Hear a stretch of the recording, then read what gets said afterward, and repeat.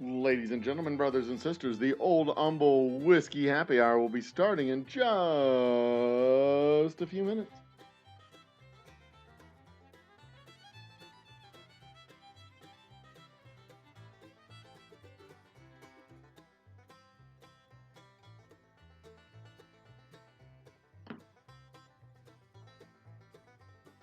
And here we go. Countdown sequence initiated.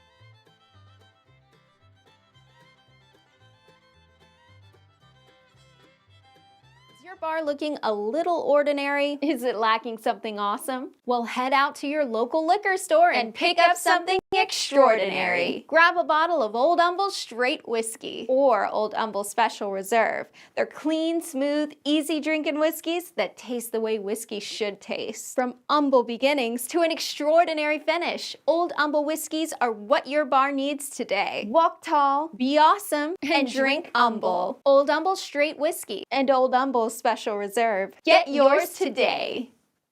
Ladies and gentlemen, brothers and sisters, children of all ages, it is I, the Old Humble Guy, your friendly neighborhood sin merchant and spirit guide for the night. I haven't sent my customary text chat message to get the show started and confirm that this thing is in fact on. There it is. There it is. I see all my everything's working. Everything's working, ladies and gentlemen, brothers and sisters. I am the Old Humble Guy. This is the Old Humble Distilling Company's YouTube channel. And if you haven't guessed by now, I make whiskey. I'm a whiskey, I wouldn't say whiskey connoisseur, I'm a whiskey enthusiast. And for over 200 happy hour episodes now, almost 300 happy hour episodes, I have gone. No, is it 300? No, we're approaching 170 something episodes, I think. Anyway, for over 300 videos, I have drank my own whiskey on this show, and I'm not going to undo that tonight. I am going to have a shot of my own whiskey. So tonight, let's open the roll top. I'm going to have some double oak rye, because double oak rye is what I was bottling up all day today, so I know we have plenty of it in the shop and plenty of it in the stores. So cheers to all of you fine folk out there. With our opening shot, salute, salutations, and all the other stuff. I'm not going to drink the whole thing, though. I'm going to save the rest for later, because tonight I am going to break with tradition a little, because instead of drinking exclusively my own whiskey, we're going to examine and discuss and sample and explore the mysterious Orient. We're going to be talking about whiskey from Japan, a full-on rice whiskey made from rice, malted and unmalted rice, finished in Islay casks. Ohishi Whisky. We're going to be talking about this whiskey today, but not yet. First, we have some housekeeping to do. So, what housekeeping am I talking about? Well, the general housekeeping stuff. I got to talk about the shows that we have coming up, the shows that we've done this week, the shows we did last week, shows, all the shows and stuff. So tomorrow night, as always, on Thursday nights on our channel, we have trivia night. Lisa joins me as my scorekeeper. I am the host. She is the scorekeeper and arguably the judge and the glue that binds the whole thing together. And we may even add, depending on the type of crowd, we may add a second scorekeeper and arbiter of the game to make sure that everything flows nice and smooth. The last couple of weeks, things have flowed quite smoothly. She is a remarkable talent at the task that has been appointed to her as scorekeeper. So Thursday night is always game night. This week's theme round is art. I haven't looked at the questions yet. I have no clue. I don't know what to tell you about that, but it's going to be my guess is it'll be a challenging game because art is not one of those things that I don't know. I don't even want to guess. So Friday night we have Liz Casland and Brian or Brad Lewis. Do I have that panel? Do I have that panel on the screen? My Friday night's panel? Is that? I don't have the right picture up. Let's get Liz and Brad's picture up real quick. Is this there? Yeah, that show has been scheduled and it will be there. Ta-da! Brad and Liz right there. Friday night, music starts at 7. Show starts shortly before that. The music might start a little bit after. So we're in that 6:45 to 7:15 range. The live music starts. We go till they finish. Then we shut it all down. And then after the show, you can usually find me over on the Goddamn Bacon's channel, where we talk. God, I don't know whatever we talk about. It's a fun night. It's a great channel to go to after the show. It's a great after party. He's a fun guy. Not like my yeast. Different type of fun guy. Speaking of yeast, if you tuned in earlier today, if you go look through my videos today, you will see 2 live streams, one from today and one from yesterday. Yesterday, I was beginning the process of making our own rice whiskey, which is why we're talking about, where is it? Our Ohishi whiskey from Japan, because I want to make a rice whiskey using locally sourced rice and the same traditional methods that they use in Japan. It was a fascinating study when I was studying the rice whiskey, but techniques and processes and history of the spirit from Japan. It is an absolute fascinating study, and I'm looking forward to sharing that with y'all.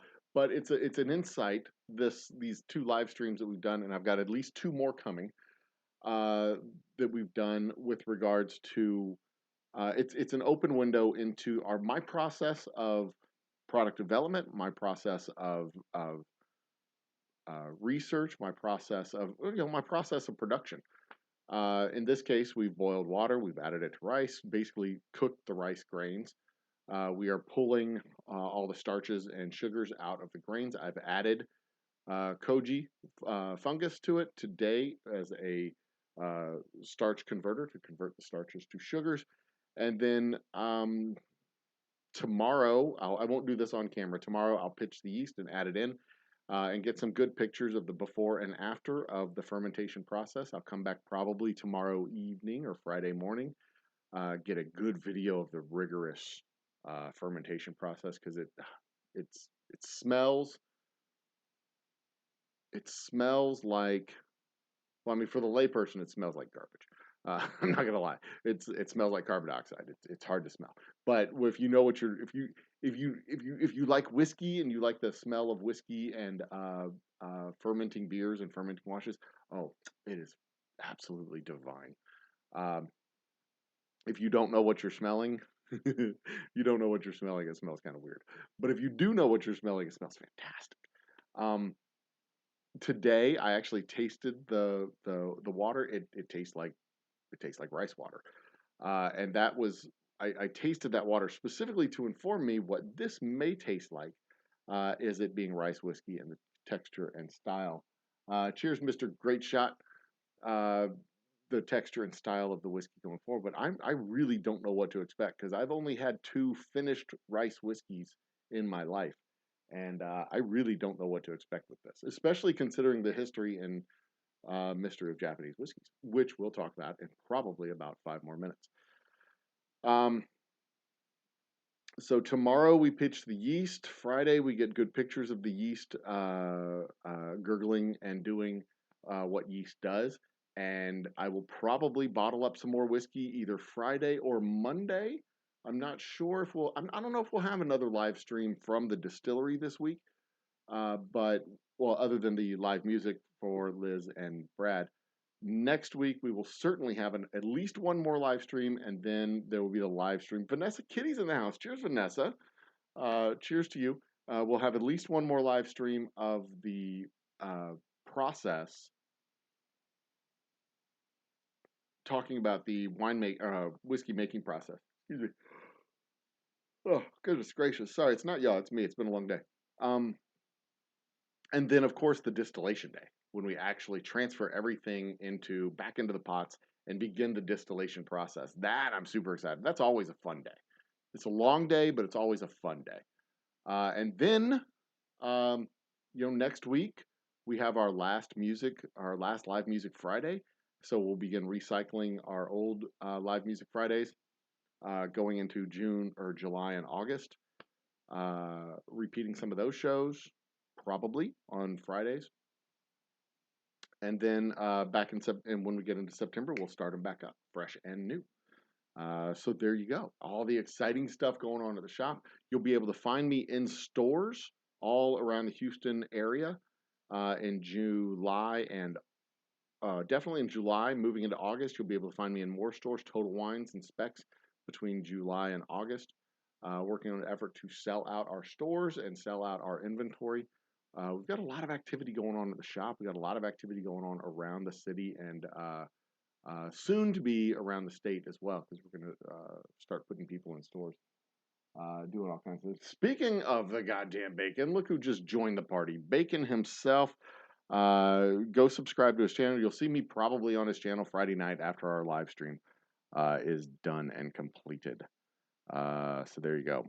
We got Mr. Great Shot. We got Miss Kitty, Miss Vanessa Kitty, and the goddamn Bacon in the house. So it is 10:15. Typically, now is the time when I start to. Let me get this picture off my. I left my mouse in the distillery, so I'm either I have to use my left hand on my touchpad over here, or I have to reach across myself to. Goodness, let me get these things off. These aren't doing anything for me. I know what my own voice sounds like. I don't have to hear myself speaking. So enough of that. Okay, so rice whiskey, traditional Japanese whiskey, and Japanese rice whiskey. So those are two different things, because the traditional style of Japanese whiskey, the Japanese whiskey industry didn't really exist prior to 1924. Prior to 1924, 1870 was when the first distilleries were established in Japan. And basically, those distilleries took rice wine and distilled the rice wine. There were a few other distilleries that were doing malted rice distilling and things like that. But in the early 1900s, Japan was introduced to Scotch, and that style of whiskey just took off. Single malt whiskeys just took off in Japan. So, as those styles of whiskeys took off, the first production distillery that was established in Japan was established to replicate the style of Scotch whiskey, which is also one of the reasons. This is something to note. Japan uses the Scottish style of whiskey in their naming convention. No E. Whiskey straight SKY, no SKEY. So, what to expect from this whiskey? I'm not sure, because this whiskey is a rice-based whiskey, malted rice and unmalted rice, but the Japanese style tends to lend itself towards Scotch, single malt and blended Scotches. And here's another fun fact about the Japanese whiskey industry. Japanese whiskey as a style, it does not exist. Doesn't legally exist. There are whiskeys from Japan, but until 2 years from now, 2024, the style of Japanese whiskey does not legally exist anywhere in the world. It's a marketing term right now, but eventually, in the next 2 years, it will be an actual legal term, and any whiskey that wants to call itself a Japanese whiskey will have to conform to the legal convention of Japanese whiskey. What is the legal convention of Japanese whiskey? Glad you asked. Let me tell you. It has to be made in Japan. It has to be distilled in Japan. It has to be aged in Japan. It has to be bottled in Japan, and it has to use Japanese sourced water. That was a very unusual stipulation in the law. It also has to use some kind of malted grain.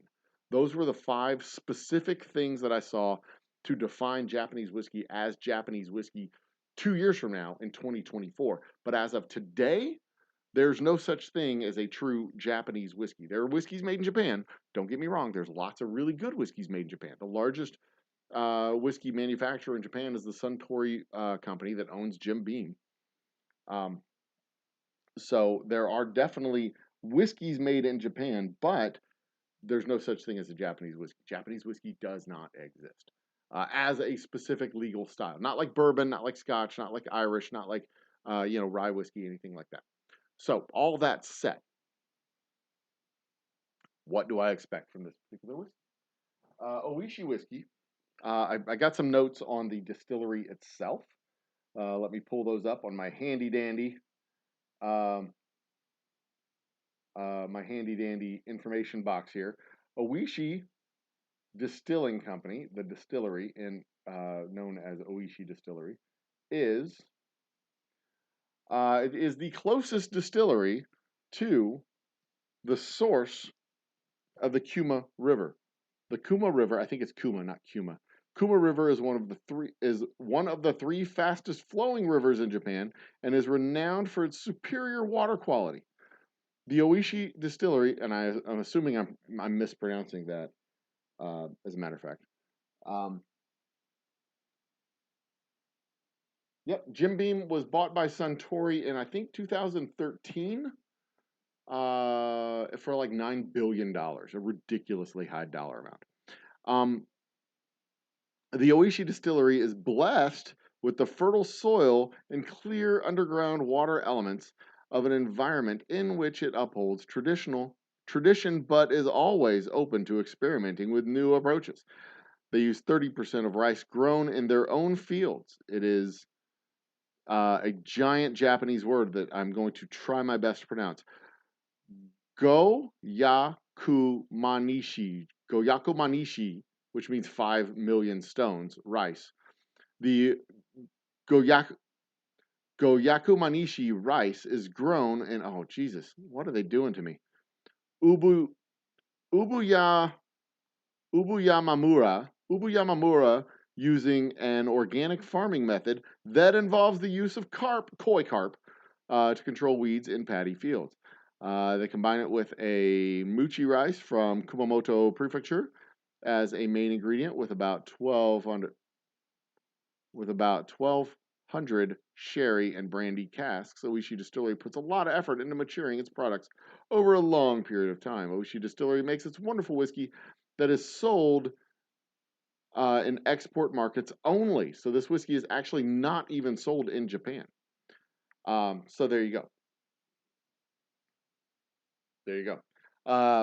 Now, according to the Japanese whiskey rules, this would be considered a Japanese whiskey.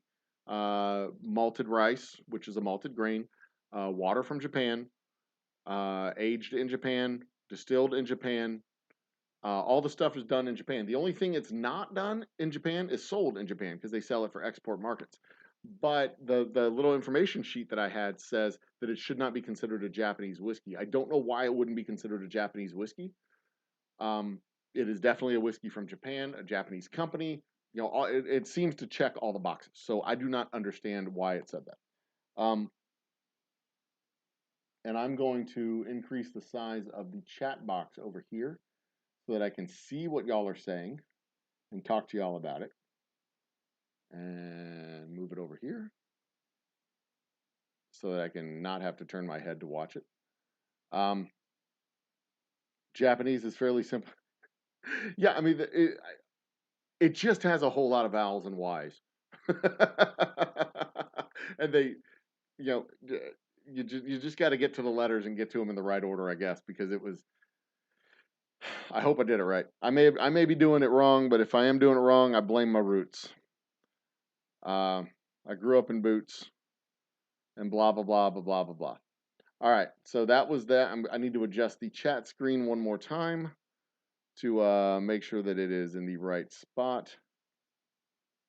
There's that. Now, when I flip over to the chat screen later, it should look good. Yeah, good enough. Okay. All right. So now we got the history. The mystery part. Rice does not have a whole lot of sugar in it. Rice is just a little ball of starch, a little bead of starch, a little bean of starch. So there's not a lot of starch or not a lot of sugar in rice. It's all starch. Um, so what do they do to convert the starches to sugars? Rice doesn't malt the same way that barley malts. You sprinkle a little water on it, you heat it up a little bit, you let it sprout. That's the malting process. When the seed starts to sprout, it gets the little shoots that come out of it. A chemical transition happens inside the seed that starts to produce this enzyme called beta amylase. The beta amylase converts all of the starches in the seed to sugars so that the plant has something to eat while it grows, while it's waiting for the chlorophyll to do its job of photosynthesis so that it can now have its own food. That's a whole bunch of science terms and scientific jargony sounding stuff. My apologies. Um, Rice doesn't malt in the same way that barley does, but what they do have for rice is koji. Koji is a fungus that grows on certain seeds, and that fungus converts starches to sugars and helps the fungus grow, but it also helps in the fermenting process, and it helps yeast. It helps to propagate yeast and helps yeast grow. So that is what is used in rice whiskey to create um, to create the fermentable sugars.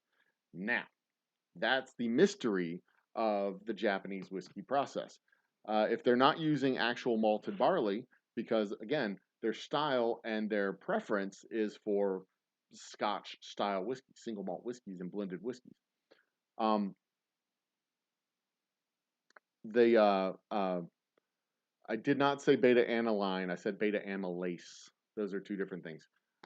Bacon, but that's the mystery. That's the uh, their style being lending itself towards Scotch. They don't use well, they do use a lot of malted barley, and in fact, they've been importing a lot of single malt scotches from Scotland in order to blend into their whiskeys especially over the last 20 years or so, which is one of the reasons why they changed the laws to make sure a Japanese whiskey is whiskey that is sourced and aged and produced in Japan and not simply sourced scotch that's been finished in Japan. Yes, I believe that is the same fungus that is used to make soy sauce, but I am not 100% sure because I have never researched soy sauce. I don't know. Soy sauce comes in a bottle at the grocery store.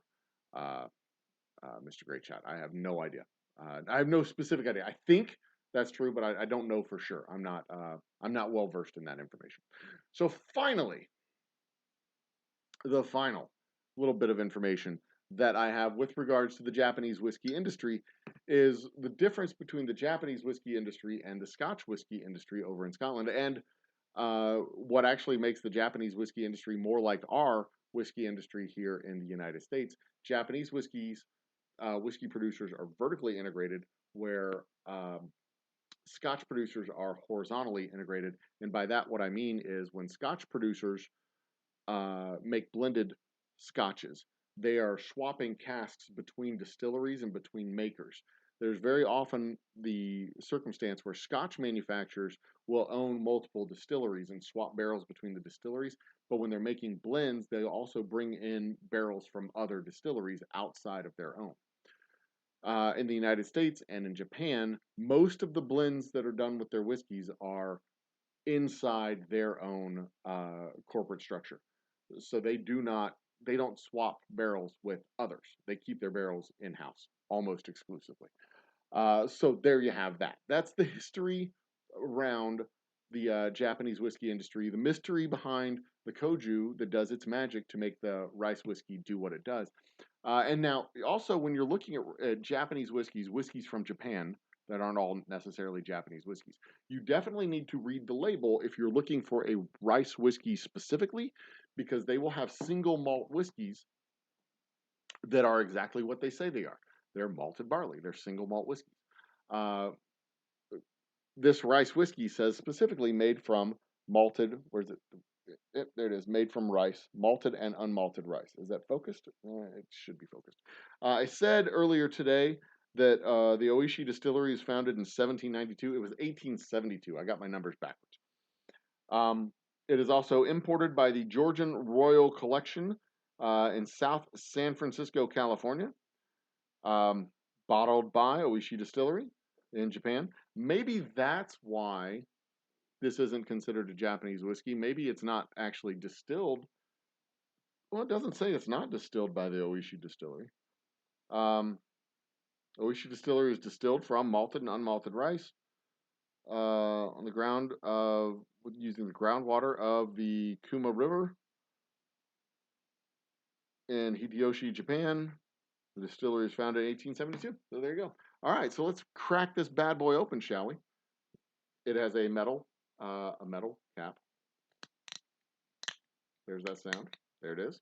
All right. So let's find out what we got. That's annoying. We got that. All right, let's find out what we got. I'm going to take a whiff. One whiskey is a blend of 5 different distilleries in the Suntory. That's pretty cool, Mr. Great Shot. Oh, it's got a good aroma there. I don't have a snifter. I had one that broke. I don't know where. I have another one at the office, at the actual distillery. So I'm just using a plain old whiskey glass because that's what I drink my whiskey out of anyway. I wasn't sure what to expect with the color because, as you can see, it's kind of a green bottle, kind of a green yellow, and I can see through it. So I wasn't really sure what to expect with the color. And this is a very light colored whiskey. It is a very light colored whiskey. It has a very light complexion to it. Can you see that? It has a very light complexion to it, especially compared to our rye. Look at how dark the rye is. So it's a very light colored whiskey. The information notes on this whiskey specifically.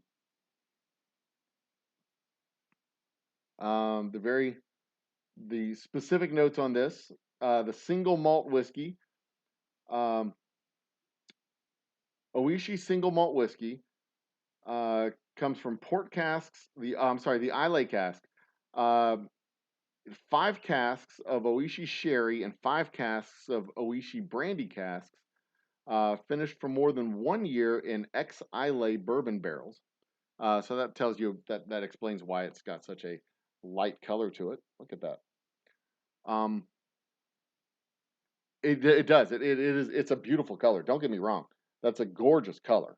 I wasn't sure what to expect with the color. I was expecting something kind of light. But I just wasn't sure quite what to expect. And I think I've got, I do. I have another sample of. See, this is very light. This is almost clear.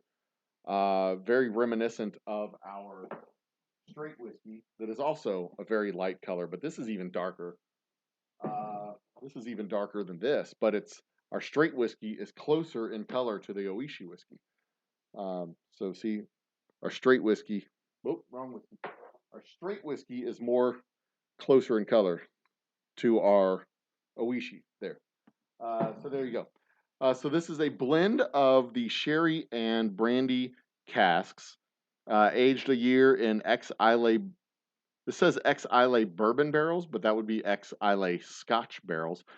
It says it's much meatier than the previous iteration. Its age is 7 years old, but the first 6 years was clearly in the brandy and sherry casks because that is a light color for 6 years old. What else do we have as far as the notes go? The Sakura cask gives it a smoky note and rich flavor. Let me find out what this tastes like. Okay. Enough dilly-dallying, old humble guy. What the hell does it taste like? Well, I'll tell you what it tastes like. Let's see. Move the microphone down. Turn to the side of the camera so y'all can see.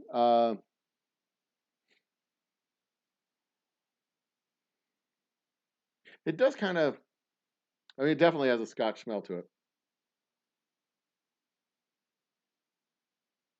But it's got something else. Maybe it's the sherry. Maybe it's the brandy. It's got something else. It's got something else in there. It doesn't just smell like.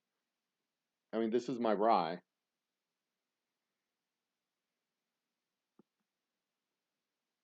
This definitely has something else. The proof on this is 42.8% alcohol by volume. So it's not a minimum proof whiskey. It's got a little bit of pop to it. Just a little bit of a pop. Not a whole bunch.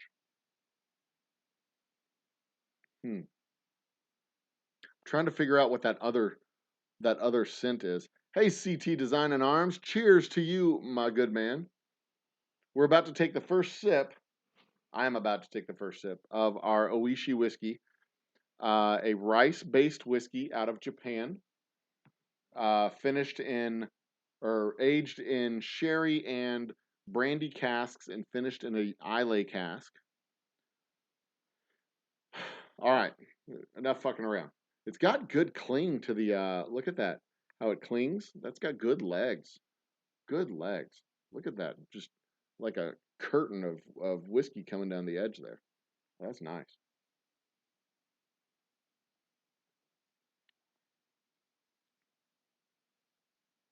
Huh. It does have a really thick flavor to it. It has a lot thicker of a flavor than I expected. Um, it just kind of drapes over your tongue. That's okay. So full disclosure, I don't like brandy. I don't like sherry. I'm not a big fan of port. At least I've never found a port sherry or brandy that I really am a big fan of. I haven't really enjoyed any of them. So reading the notes, I kind of immediately had very low expectations. I was expecting some cough syrupy type of flavor.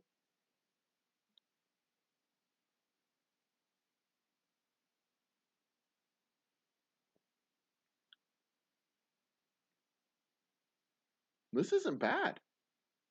It's very reminiscent of Scotch. Not at all what I was expecting. I was expecting some light, sweet, soft flavor. Um, Hold on one second. Let's see if she comes in to slap me. I was expecting some kind of light color with a soft flavor, but it's not a dark color to it, but it's not very pale. Um, but it's got it really does it just like they said, it has a meaty flavor to it. It's got a thickness to it as it clings over your tongue and just kind of rolls through your taste buds there. Um, I'm quite pleased with this. This is I'm even more excited now about our own rice whiskey that we're going to be making. Hang on one more time. See if that she's going to come in and just slap the piss out of me. No, I didn't answer the first time because I'm not a dog. The 2 times in a row you whistle like I'm a dog. I'm not a dog. Would you like to try this, my love? What is it? This is Ohishi Whiskey. The rice, malted rice. My lovely wife is right here just off camera. But I'm not going to go on camera. You can hear her yelling at me for whistling. I'm not a dog.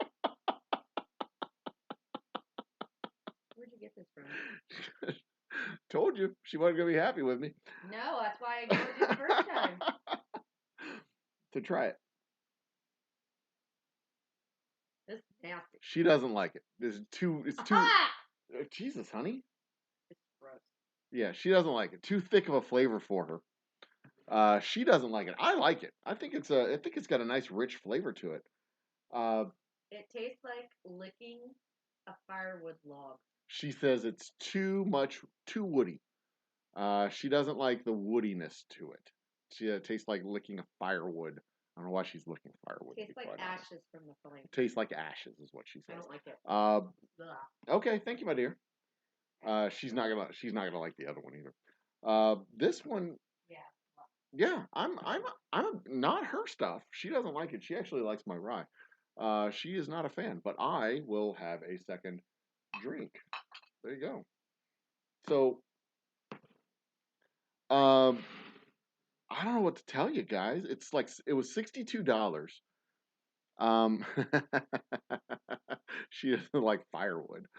Um, it was $62 at Specs to get this bottle. Uh, I will likely take when we make full batches of it. I'll probably based on what I have tasted here, I'll probably age our rice whiskey in used rye barrels. But okay, so what I was curious about was what would happen if I took this whiskey and put it uh, back into barrels, back on aged wood, to age it again. No, she's not a big fan of scotches in general. Um, but this very much tastes like a scotch. It very, very much tastes very much like a scotch. And, as one would expect, because barley is a very light textured grain, it has a very light flavor to it. So, what barley does is I can still taste it. she's interrupting my stream to tell me that she can still taste Well, you're the one who called me the in here whiskey. to drink it. I didn't call you a third time. I only called you the first two times. No, I'm trying to let you know that I can still taste it. Did you hear me whistle again? No, but I heard you say she's not going to like this one. This time I said I might as well come before you whistle. She loves me. She really does. I love you, my dear. Thank you. So she does. She is not a fan. Definitely not a fan. So what I was saying. Actually, I don't know what I was saying. But no, I was. What I was saying was that barley is a very light textured grain. It doesn't bring a lot of flavor to the party. Um, Thank you, Matt. I love her personality too. She's an excellent uh, counterbalance to me. Um, so barley is a very light textured, very soft flavored grain. Unlike rye, corn is very sweet. Rye is very pungent and powerful. Barley is a very neutral grain. So you take the barley, like a single malt scotch, you put it in a barrel, it's going to absorb a lot of the flavors from the barrel. You put it in sherry, it absorbs the sherry. You put it in port, it absorbs the port. You put it in brandy, it absorbs the brandy.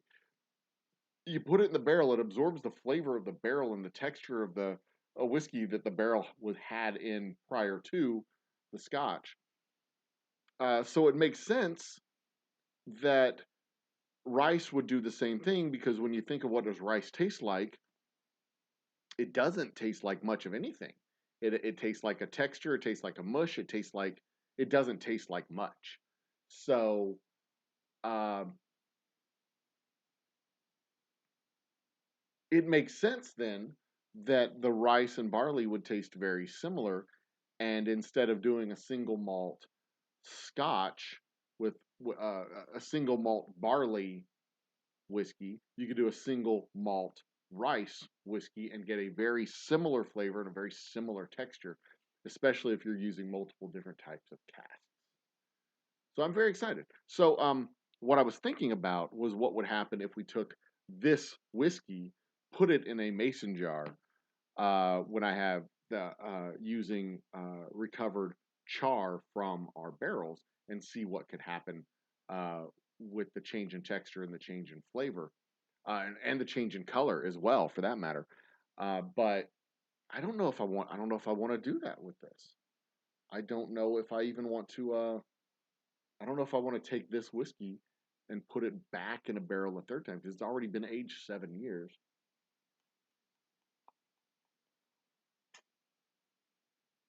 But if I take my rice whiskey, okay. So anyway, let's open this up to the chat forum. We've got 7 people in the chat. Let's talk. What are y'all? I want to know if y'all have had any Japanese style whiskeys. If y'all have had any. Let's get that chat window bigger, shall we? Let's make it bigger, boys. Make it bigger.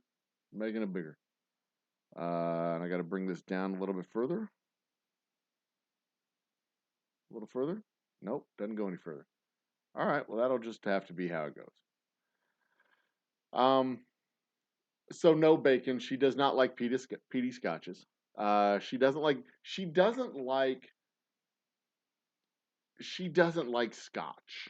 She's not a big fan. I was surprised that she liked our rye, to be quite honest, because she's not a fan of the big robust flavor. So I wasn't expecting her to really like the rye when we made the rye, but she really enjoyed the rye. So Maddie, to answer your question, or to address your comment, to do a small batch. The batch that I'm doing right now is going to be about 5 cases. I'll probably get about 5 gallons of distillate out of it, which would be 3 cases. Which would be 1 5-gallon barrel, 3 cases. It's a small batch I'm doing. The test batch I'm doing is an extremely small batch, and it'll take about 6 months to age it. So I might crack it into some smaller barrels to see what it tastes like. But I think doing a what essentially amounts to a single malt Scotch aged in a bourbon barrel. I mean, I'm gonna be able to do all kinds of fun things with this time. You know, being able to do being able to source casks of different types of wood, of different types of barrels that were used to age different types of stuff. I mean, I'm going to be able to do all kinds of exploration with this, and this is likely going to be able to replace the item in my menu that was going to be uh, an actual single malt whiskey. So, you know, and we've got abundant rice in the area. I think I'll be able to do a lot of cool things with this. I wish I would have gone out and bought a damn rice whiskey sooner. The problem is they're so hard to find in the Houston area. Surprisingly enough, rice whiskeys are hard to find in the Houston area. The local distilleries that are making rice whiskey, it's not in stores. They only sell it at their distillery.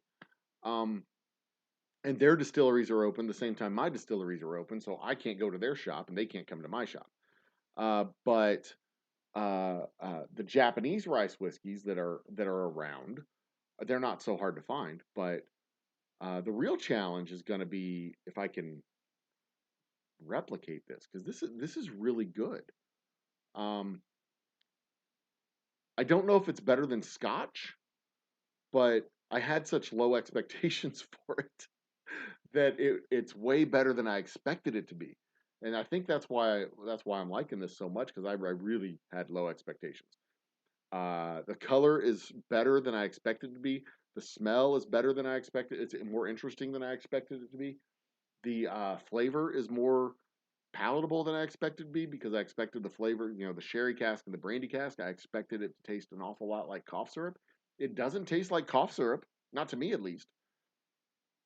It doesn't taste like cough syrup. It smells delightful. It has a better color than I expected it to have. I mean, you see the color there. And it's a little bit expensive. Not gonna lie, it's a little bit expensive, but it's not any more expensive than a good Scotch would be. So there you go. You know, a decent Scotch. I'm not talking about, you know, your shitty black label whatever blends. I'm talking about a decent single malt like Highland or Balvenie or something like that. A decent single malt Scotch. You're gonna pay $50, $60, $70 for that bottle of Scotch. So there you go. I'm delighted. I'm very happily delighted about this. And I've got 2 more videos coming uh, regarding my delight with. Why is it on top chat? It should be on live chat. Live chat is what it should be on. Come on, YouTube, quit sucking. Thank you. I can do a Roz con leche whiskey. Rice and leche is milk. Rice and milk whiskey. The Mexican-inspired sushi restaurant in Seattle called Japanesa. The Mexican-inspired sushi restaurant. That sounds wild. That sounds truly insane. A Mexican sushi restaurant. Arroz con leche. Man. All right. No. Rice with milk. So here we go. Like an obsession. Good evening, Bourbon Ron. Yes, it is almost like an addiction. Almost, but a good one. How do I do that on here? What are we talking about? How do we do what on here? Let the sinning begin.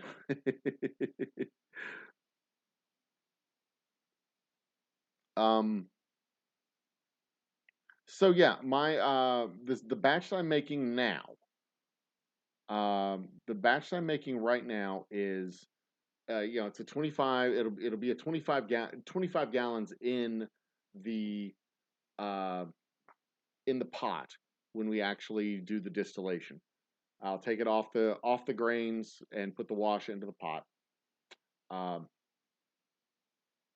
and then out of that wash, assuming I get a good fermentation out of it, of a good solid uh, 15 to 20% ABV. If I get a good solid fermentation out of it, 20% of 25 gallons is 5 gallons.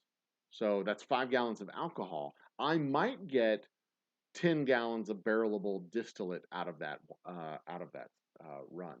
So that I could put in 2 barrels. 2 barrels, as a matter of fact. 2 5-gallon barrels, because 10 is 2 times 5. That's math. I don't make the rules, I just follow them. I need to shave. I'm getting kind of bushy. I'll do that when the wife, my lovely wife, is leaving out of town next week. Sunday, Father's Day, she's going out of town. So she's going out of town with both of the boys. One boy is going to Killeen, Texas. The other one is going to Mississippi with my lovely wife. They're going to Boy Scout camp. The other one's going to church camp. So I'm going to be unsupervised next week. I will be spending pretty much 5 days in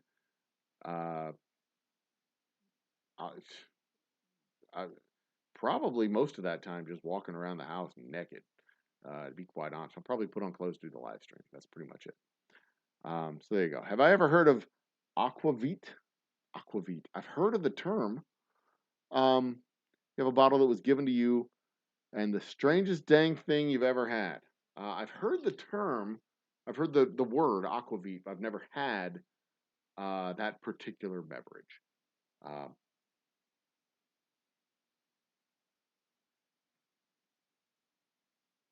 It has a very strong. It has a very strong um, ma- mouth vapor. I don't know what the word for it, what the technical term for it is. But when you get that mouthful and you start bringing it to the back of your throat to swallow, and the vapors kind of come out and it goes back through your nose and kind of then comes back down your throat. It's got a very strong scent to it from inside your mouth. It's got a really muted smell in the cup itself, but then when you take the swallow and you swish it over your tongue a little bit and then take the actually swallow it, that secondary aroma that comes back out is really strong and really distinctive, more so than other whiskeys. Let me do that with my rye.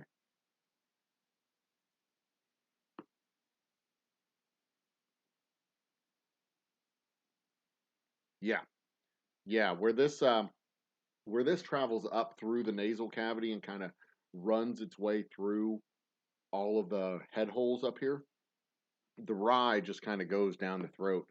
You feel a little bit of burn in the back of the throat, but it just goes and it's done. This has a lot of nose candy associated with it. Uh, it's a really interesting drink. It really is.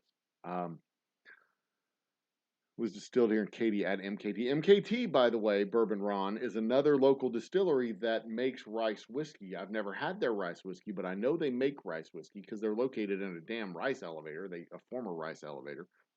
Um, that's one of the local guys that I think they at some point they made it. I don't know if they still make it, but they made it. Smells like licorice and was distilled in it.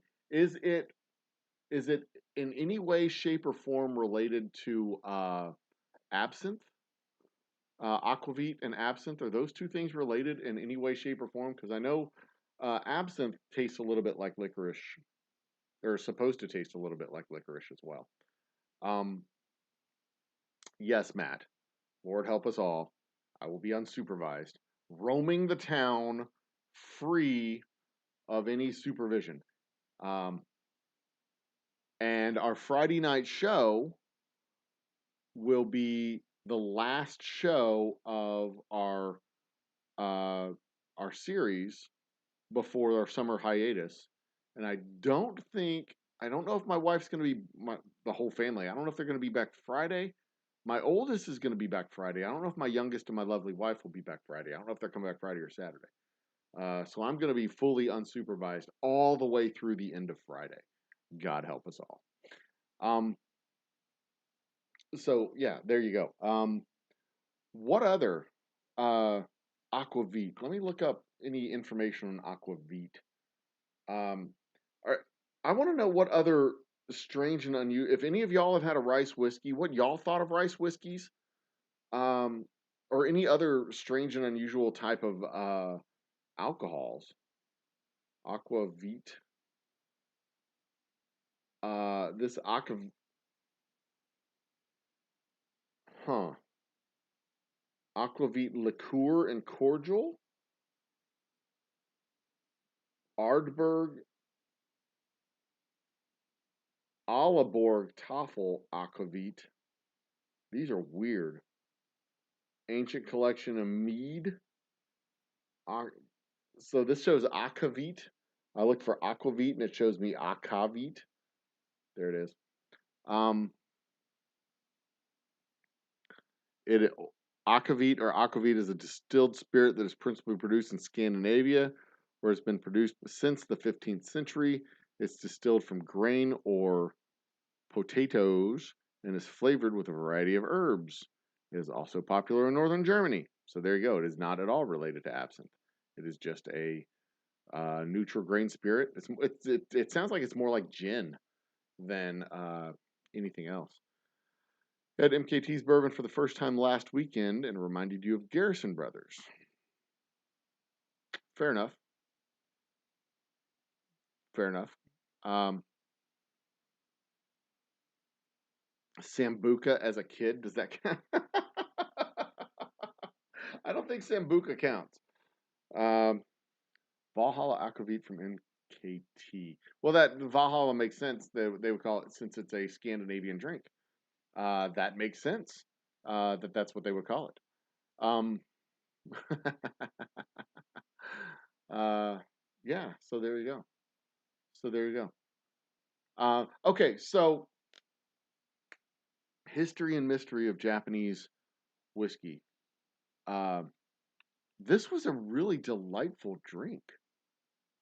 This is a really delightful whiskey. And even better, my wife doesn't like it, so I don't have to share with her. And this glass, I just noticed, has no, those are fingerprints. Never mind. I thought it had lines. Um, yeah, sake is a wine. Like, okay, so when it comes to the process of making rice whiskey, you basically start off with sake. Um, because it's the same principle. You take rice, you ferment it, and you have sake. If you take it the next step, there's also there's several fermented rice drinks. There's sochi, there's sake, there's just give me a chance. We'll see you around, Matty J. It's a pleasure. Yeah, sake is it's a lower alcohol content than uh, whiskey, or I think it's a higher content than beer, but lower content than whiskey. It's a lot like a wine. So the way the process goes is you ferment the rice to make the sake, and then if you distill the rice, now you have basically the base product for whiskey, and you can age that whiskey or you can not age the whiskey. But the Japanese style of whiskey, the preferred style of whiskey in the Japanese market is single malt Scotch whiskey. The vast majority of whiskeys sold in Japan and around the world are blended whiskeys, but the by far favorite, the best selling whiskey, the preferred style of whiskey in Japan is without question single malt Scotch. And even when it comes to labeling their whiskey and describing their whiskey, they use the Scottish style without the E, Whisky. They use the Scottish style without the E rather than the American style with the E. So, I shouldn't have been surprised that this tastes so much like a Scotch, especially the similarity between rice and barley, the similarity between the aging styles, the similarity between the preferred grain, the preferred flavor profile. Um, Thank you, Maddie. I appreciate that. The preferred, like all the preferred market preferences, all the unique market preferences in Japan would suggest that this should taste like a Scotch because that's what they like. That's what their market calls for. That's the uniqueness of that style of whiskey. In fact, in the research I did, I found that this is like the dumbest commentary you can make on the market. It is the fifth.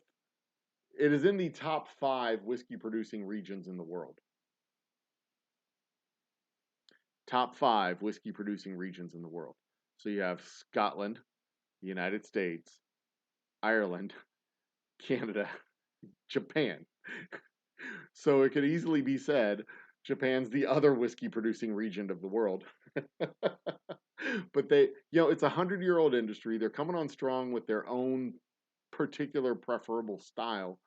And now they've actually got laws which are defining Japanese whiskey as a style, which is why I say Japanese whiskey doesn't exist, because that style doesn't come into effect legally until 2024. So as of right now, there are whiskeys from Japan, but there's no such thing as Japanese whiskey yet, because Japanese whiskey won't exist until 2024. But it shouldn't come as any surprise that their whiskey tastes like Scotch, because that's what they like. That's like it shouldn't come as any surprise that most of our whiskey would taste like bourbon, because we like bourbon. Bourbon's what we do. It's enjoyable. So I've got 2 more videos to make with regards to this.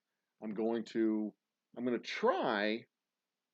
Well, I don't think what I was thinking I would take this video and clip it to do just the tasting part, but I think what I'm going to do is actually record fresh footage, because it's fine doing it live. When it's live, it's good enough. But I'm kind of a perfectionist when it comes to the videos. I need to move that down a little bit.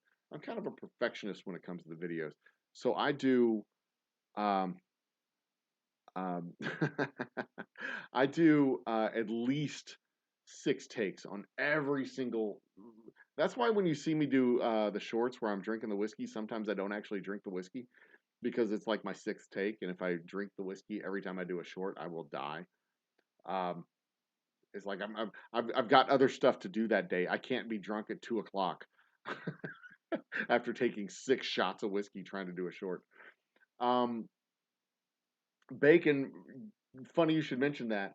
Uh, I mean, they can steal the damn recipe now, but for it to be called a Japanese whiskey, China, there's a really huge distillery in China that follows me on TikTok, surprisingly enough.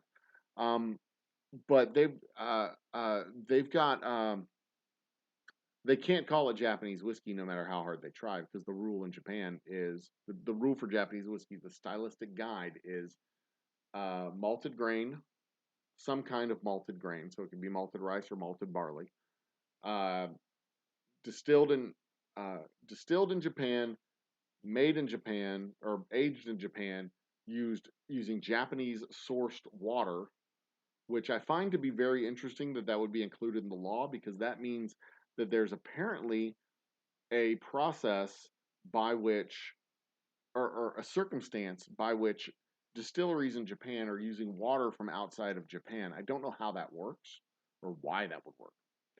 Um, Malted grains, water from Japan, distilled in Japan, aged in Japan, and bottled in Japan. So it has to check all those boxes. Not as stringent as the United States' bourbon rule, where it has to be made in the United States and also new charred oak barrel and also no colorings, no preservatives, and all that stuff. They just their requirement is geography and water, which I find to be just bizarre. A bizarre thing to add to the rule, because they don't add something to the law unless there's a specific behavior that they're trying to prohibit. Like when you read a mortgage agreement, and the mortgage agreement says that the buyer is buying, oh, excuse me, the house, the fixtures, the lawn, the grass, the bushes, curtains. It like lists all this stuff that's included with the purchase of the house. Because apparently at some point somebody bought a house and the previous owner took the fixtures, the doorknobs, the lawn, the bushes, the tree. They took all this other shit out of the house. So, the mortgage companies were prompted to at least add that into the contract that we're buying the house, but we're also buying the carpet that's attached to the house. So there you go. Tomorrow when I go up to the shop to pitch the yeast, I won't be doing that on camera because it's not going to be a whole lot to see. It's going to be like 15 minutes. Heat up some water, throw in the yeast, wake up the yeast, dump it into the pot, stir it in. It'll take probably about 5 to 10 minutes for the yeast to start doing its job and start bubbling and creating the thing. So maybe I'll record it as a short. I don't know. Maybe I'll do that. Record as a short video, 5 or 6 minutes. I don't know what I'll do with regards to that, but I do know I have to be driving all over town tomorrow, so I don't expect to be able to spend a lot of time in the distillery. I'm still waiting for the wash to cool down. When I left the shop today, the fermenter was down to 96 degrees, so hopefully it will be down to the 80-degree range by tomorrow, which is about how cool the night air gets right now, somewhere in the mid 80s.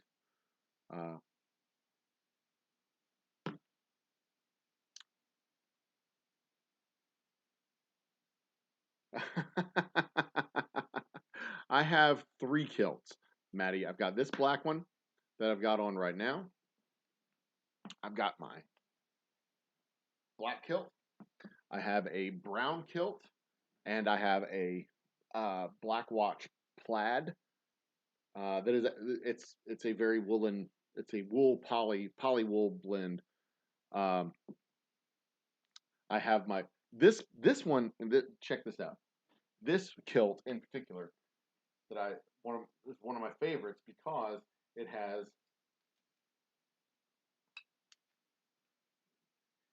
big damn pockets that fit whole bottles of whiskey so that I can always be prepared. Well, it's supposed to fit the bottle with, there it goes. whole damn bottles of whiskey in my pocket.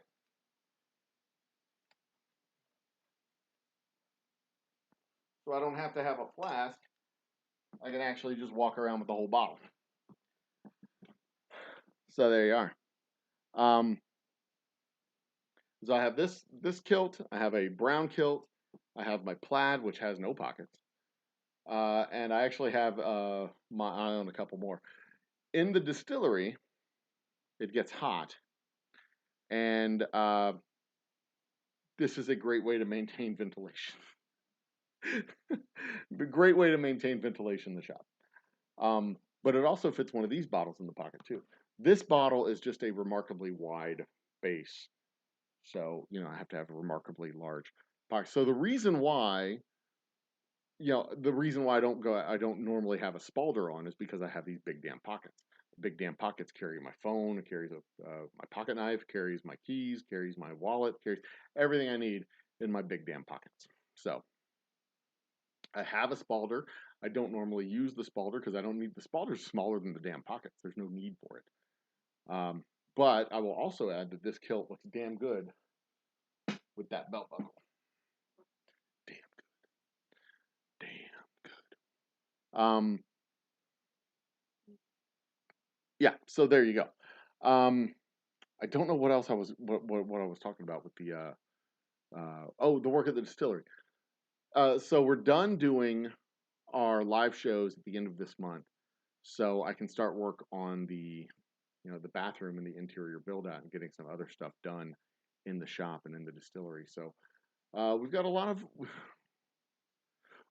work happening over the next 3 months, getting us ready for September 1st. Later on, oh shit, I will be scheduling after the final live show, the live music show, after the final live from Old Humble on Friday night show on the 24th, the fireworks stands are going to be open in the Humble area. So I will be able to go and source my, I will actually go and acquire my 600 shots of fireworks that we will be launching off for our 600 subscriber special and 4th of July spectacular. I will likely be recording that show, doing the live stream and doing the recording on the Friday before the 4th of July, which is the Monday. So that would be July 1st. Yeah, so July 1st will probably be the day we record the show, and then I'll edit it up over the weekend, and then the final production will be on July 4th, our July 4th spectacular and 600 subscriber special.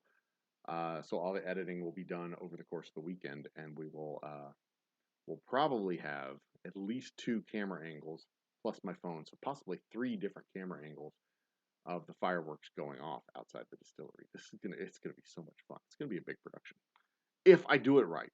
Fingers crossed, I'll be able to do it right. Hopefully, I won't screw it up, but also hopefully it'll be a really cool show. And we get a lot of views, and we get more subscribers out of it, because then I can start planning the 1,000 subscriber fireworks spectacular. And hopefully it won't be a 1,000 subscriber special and 4th of July spectacular next year. Hopefully it'll be 1,000 subscriber special and 6th of August spectacular. That'd be kind of fucking cool. A 6th of August spectacular. So there you go. What else we got to talk about, kids? I'm here. I got at least another hour I can give y'all. Seen anything good in the news lately?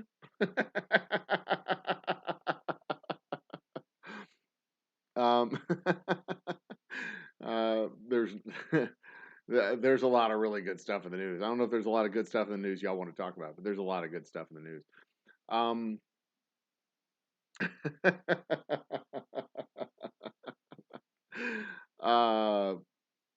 You know what? I think it's good. I think it's good. We can call it a night. We've got 4 guys still in chat. I don't know how many people are currently watching. Let me look at my concurrent views real quick. If we got people watching, if y'all want me to hang around, I can hang around. Let's keep this going for as long as we can. Where's my cursor? There it is. We'll keep it going for as long as y'all want. I'm good with that. But I've kind of run out of things to talk about. So, where's the damn? There we go. Yeah. Anything good? Oh, Steve's in the house. Welcome to the party, Steve. Um, yeah, exactly. Like I said, there's a lot of good stuff in the news, but I'm pretty sure that most people don't want to talk about what's in the news because it makes them uncomfortable to talk about stuff that's going on in the news. The stuff going on in the news makes them uncomfortable. But I am going to pour myself one more drink and give y'all a chance to keep me one more drink of.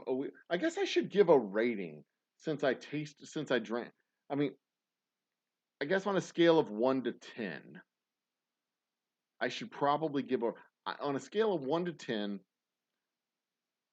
It's tough to give it a rating because it's the only one that I've had, right? So it's the only rice whiskey I've had, but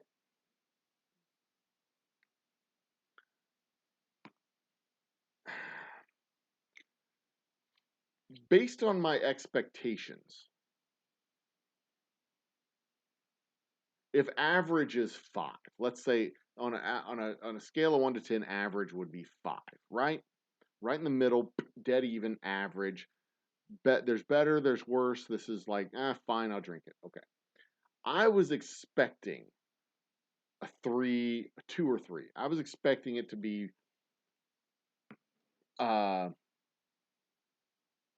I was expecting to be light of texture, close to a vodka or a spirit whiskey, just not inspiring, not inspired, not interesting. I was thinking that I might be able to take some of this and put it back on wood, age it a little longer, see if I could get it to have some more flavor, a little bit more texture, a little bit more color. It's a combination of sherry and brandy cask aged whiskeys that, aged in those casks for like 6 years and then finished in an Islay barrel for another year. So, like, my expectation of it prior to reading all of the information about it, prior to uh, prior to getting into it, prior to reading the information about it, my expectation was extremely low, 2 or 3. After reading about it being sherry cask aged and brandy cask aged and had finished in an Islay cask, my expectation went even lower because I was expecting to get a lot of that sherry flavor, and I don't like sherry. Maybe that's what I smell when I sniff it. Maybe that's sherry that I'm not pinpointing. Hmm. No, Steve, it is not very peaty. Not very peaty at all. My lovely wife said that like it tasted like wood ash, but I don't taste wood ash in there at all. You can see how thick it is, lingering on the edge of the glass. My glass is covered in fingerprints. Let me clean this glass a little bit for you so you can see better. I got a chip in the glass over here too. I thought I got one without a chip in it. I did not. All right, let's see. Let's see better. Yeah, look. See how it lingers on the edge of that glass? Yeah. So it's not very peaty, but it does have a rich, thick Scotch flavor to it. It's very meaty and full bodied. It has a large mouthfeel to it. So having such low expectations for it going in, when I drink it, I really enjoyed it. It has a nice aroma to it. It has a full mouth. It fills your mouth with flavor. Has a big mouthfeel in your on your tongue. I would go as high as an 8. I think it's above average. Certainly above average, and like teetering into that that like good whiskey range. It's priced right, $60, $62 for that bottle. So it's priced right. Uh, it's a good solid 7.5, 8 on a scale of 1 to 10. Um, and this being the first whiskey that I've rated ever on this show, drinking this. First time I've drank another whiskey on my show. Well, no, that's not true because I've had Left Turn Distillery from Albuquerque and Schitt's Creek. Did I drink Schitt's Creek on the show? I don't think I've drank Schitt's Creek on the show, but I've had Left Turn from Albuquerque. Second time I've had a different whiskey on my show. That is it's a 750. This is a standard 750 bottle. I'm satisfied with it. I'd give it a good solid 7.5, between 7.5 and 8, on a scale of 1 to 10. And the reason I say 62 is a fairly fair price for this, because if you're buying a decent quality scotch, that's about, you're going to pay between $50 and $70 for that decent price scotch. Decent price, decent quality scotch. And I'm not talking about the blended factory shit that they pump out, J&B and Chivas and Black Label schlock. I'm talking about a decent single malt scotch. Highland, Balvenie, go down the list of those guys.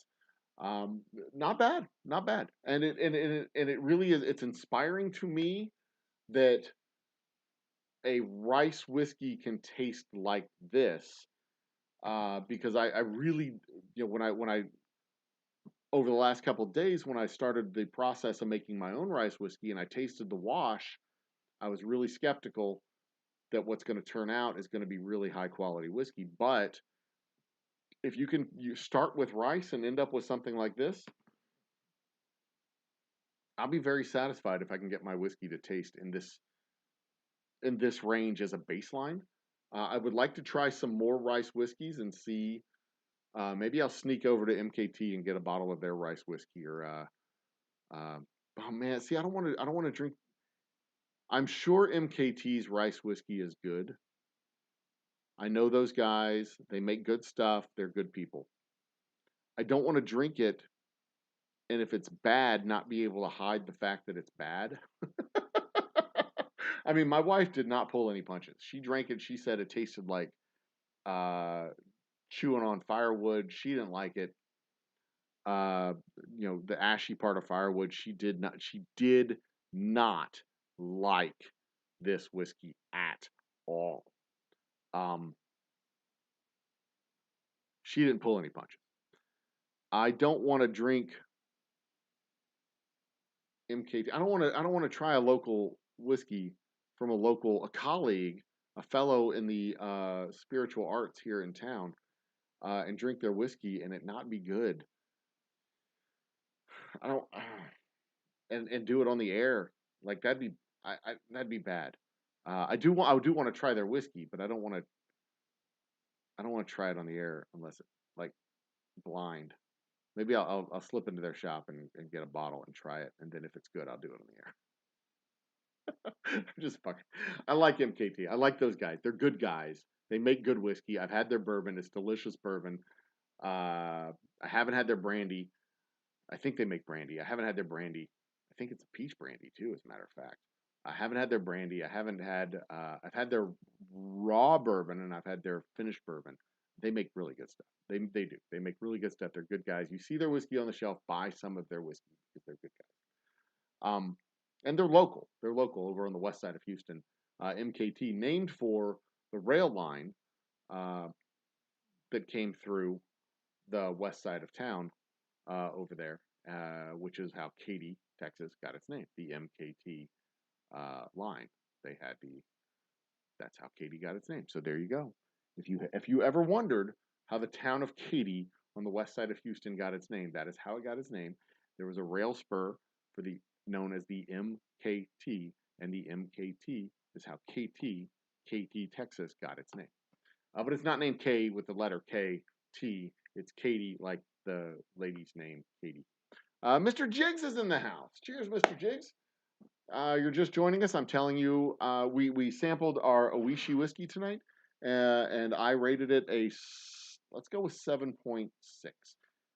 7.5, between 7.5 and 8, 7.5 to 8. It is a good, solid, above average. My first ever rice whiskey, but it tastes like a Scotch. It's really good. I'm quite pleased with it. Quite pleased. And this is the color. Look at that color. It's a light brown, a soft caramel color. Caramel, caramel, caramel, car- caramel, caram, caramel, caramel. I've always said caramel. That's just the natural way. How do you? I can't say that. Y'all can't tell me in chat how you pronounce caramel. Hmm.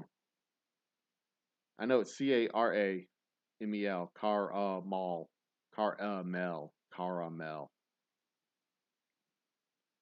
Caramel, caramel, caramel, caramel, caramel. Caramels are like the candies, right? Oh Lord. Okay. Anyway, um, Mike and Adam were awesome. What is WOW?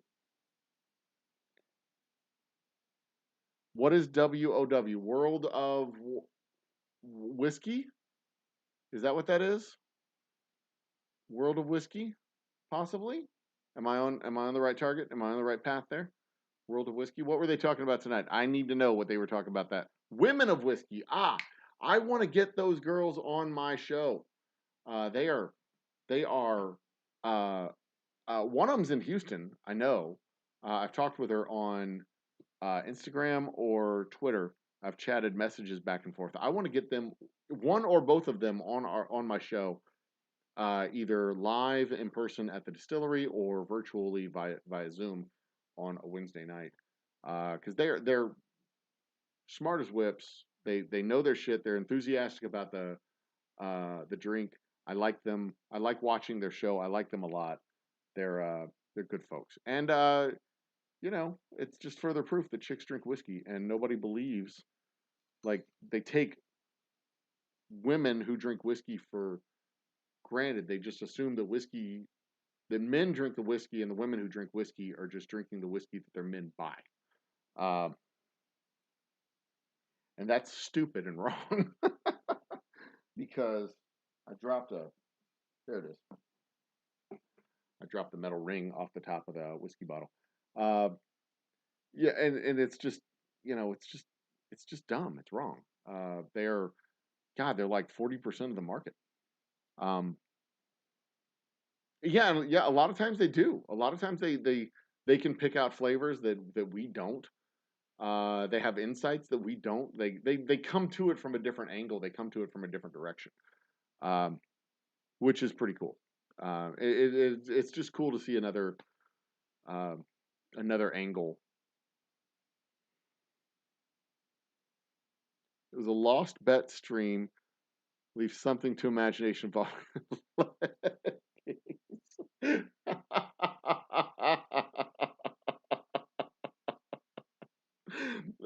Enough said. Fair enough. I have a very vivid imagination. I can fill in all the blanks.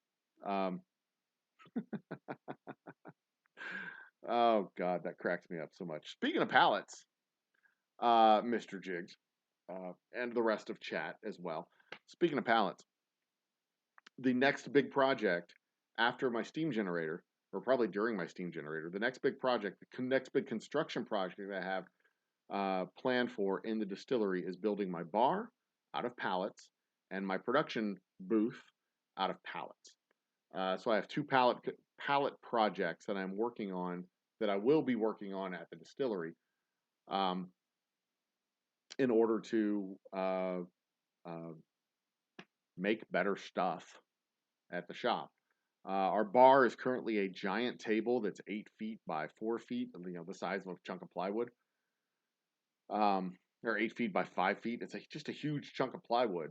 It's a great table. Well, I built it on the live stream. It's a great table. It's a fantastic table. It's sturdy and strong, and it's on wheels. It's a great table, but it's huge, and I want to use that table in the distillery for work and not have to clean it off and put stuff back on it and clean it back off and put stuff back on it. So I'm going to build this bar so that we can have this bar. It'll be the bar in the distillery and also the bar that we use for our live live from the Old Humble Distilling Company performances on Friday nights. And then the second thing that I'm building is almost a carbon copy of that, my production tower, which will look suspiciously like a bar over on the other side of the distillery where I can have all of my production equipment. So that will be live streamed, mostly live streamed, and then I'll cut it into pre-recorded shows. And I'm trying hard. I'm trying hard to add pre-recorded shows to the channel. I'm just not good at it yet. I'm trying to add more pre-recorded shows. Like after this, tomorrow, likely tomorrow morning, I am going to record the tasting show, the pre-recorded tasting show, using a lot of the notes from this live cast into the tasting of this,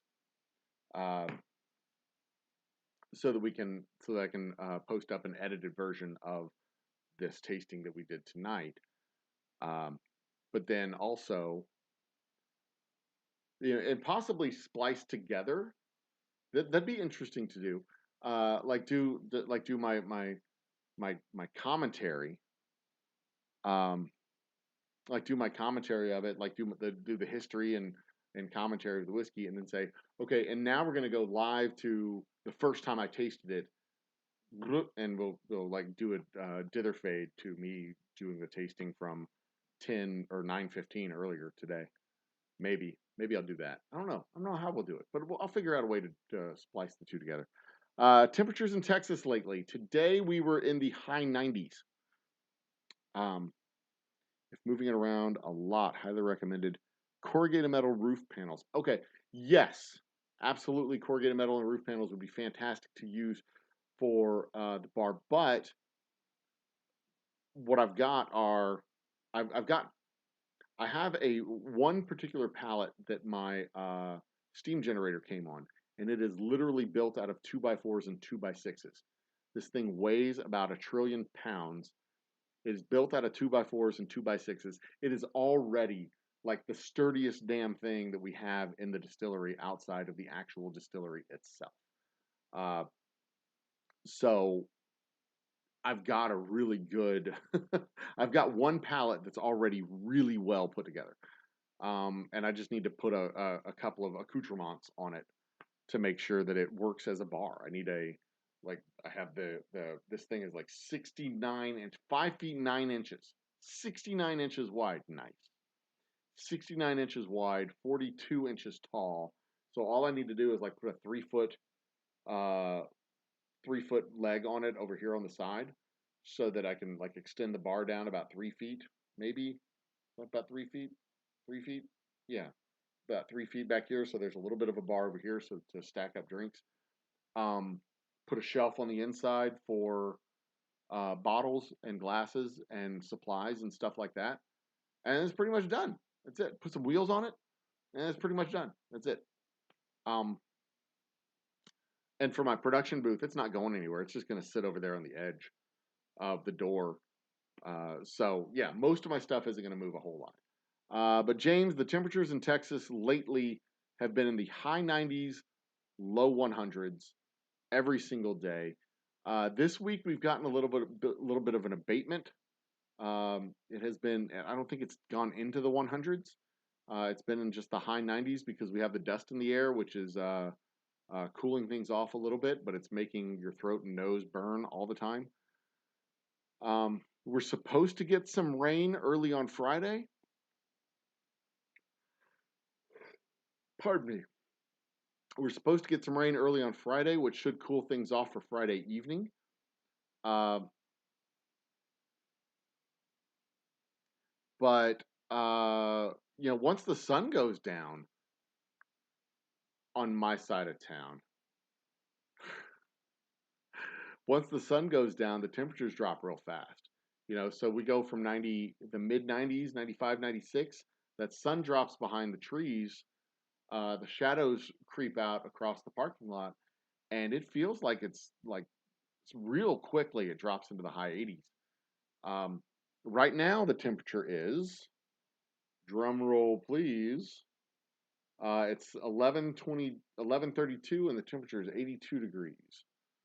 So there you go. It'll hold here at 82 degrees. It'll drop down to 79 degrees, 78 degrees by 6 a.m., right before sunrise. Um, but it'll be 94 degrees by lunchtime tomorrow. 97 degrees is the high tomorrow. Good God. So there you go. I should be able to. I mean, I fully expect to be able to pitch my yeast tomorrow morning, and my wash should stay at a nice steady 80 degrees for pretty much the duration of its fermentation life. So 2 weeks should be good. Um, Copper versus stainless for distilling. 10-gallon setup to get started, and you're curious. I got some information that that might be useful for there. Okay, so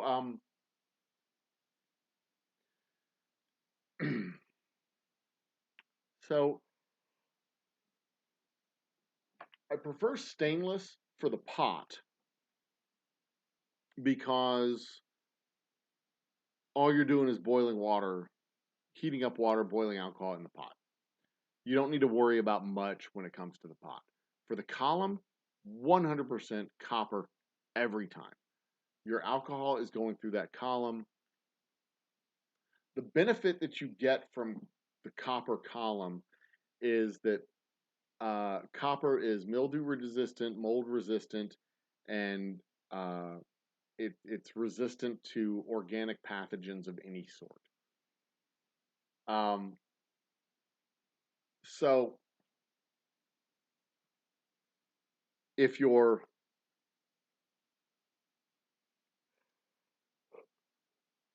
damn it, got the yawns here. If your column is made of anything other than copper, you have a risk of getting off flavors and proteins and compounds getting into your vapors as they go through.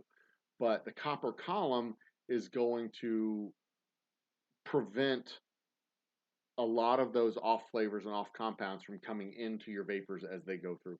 The stainless pot, you keep that clean. You do your boil, you spray it down, you clean it out with water. You're good. You're good to go. But if the stainless pot gets dirty, there's always a chance, there's always a risk that the stainless pot is going to collect something. But when you boil the water, it kills all that stuff off, and you're fine. So you don't have to worry about it. It gets up above 150, 160 degrees. Any organics in there will die off, and then the alcohol won't pick those organics up and bring it up through. But if you have organics in the column itself, as the vapors are going through, they'll pick those up and carry them through through the distillation process. So in distilling, like specifically the distilling part, the column, copper, 100% of the time, every time, all the time. In the boil area, the pot side of it, the cooking part, it can be stainless. And you'll save yourself a lot of money by getting a 10-gallon stainless steel pot and a column to go on that pot that's copper versus getting a whole copper pot. Because, I mean, you're talking about the difference of several $1,000s probably when it comes to the actual copper vessel. I also assume you're going to be using direct heat. And if you're using direct heat on stainless steel, it's going to spread that. Like copper is going to conduct that heat really fast. Stainless is going to retain that heat and help with a general smoother um, radiance of that heat through the wash. It's gonna get really hot here at the point of contact, but all the way around it's going to be nice to stay where the copper is it'll be really hot here and spread that heat around very efficiently and effectively. The stainless steel kind of is slower in spreading that heat around, so it just radiates it more as it comes around. You follow what I'm saying? Like copper's really good at conducting the heat, so it's going to get it. It's going to go from down here on the bottom all the way up the sides really, really fast, and the whole thing is going to get hotter faster. Where your stainless is going to have a hot spot down here at the bottom, and then a nice, slow, steady, radiant glow as it slowly creeps up the side. That's what I'm trying to say. Maddie, go. Take care of all the other stuff you're doing. We're going to, honest to God, I'll probably be wrapping up in the next 30 minutes anyway. So I appreciate you coming by, Maddie. You're an all-star, you're a champion. I appreciate it. Speaking of all-stars and champions, our lapel microphone fund has been completed. I have the $50 I need to get the lapel microphone. It's been contributed to the Cash App and PayPal app.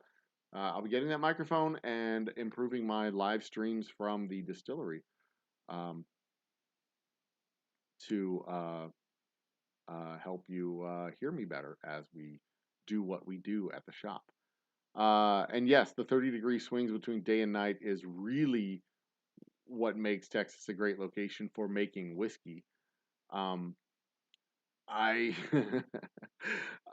I mean, the 30-degree swings between day and night makes it a. I mean, it's not the only place that has 30-degree swings between day and night. I mean, we were in Colorado for July 4th, and we had sweaters on during the evening and shorts on during the day. It was hot during the day.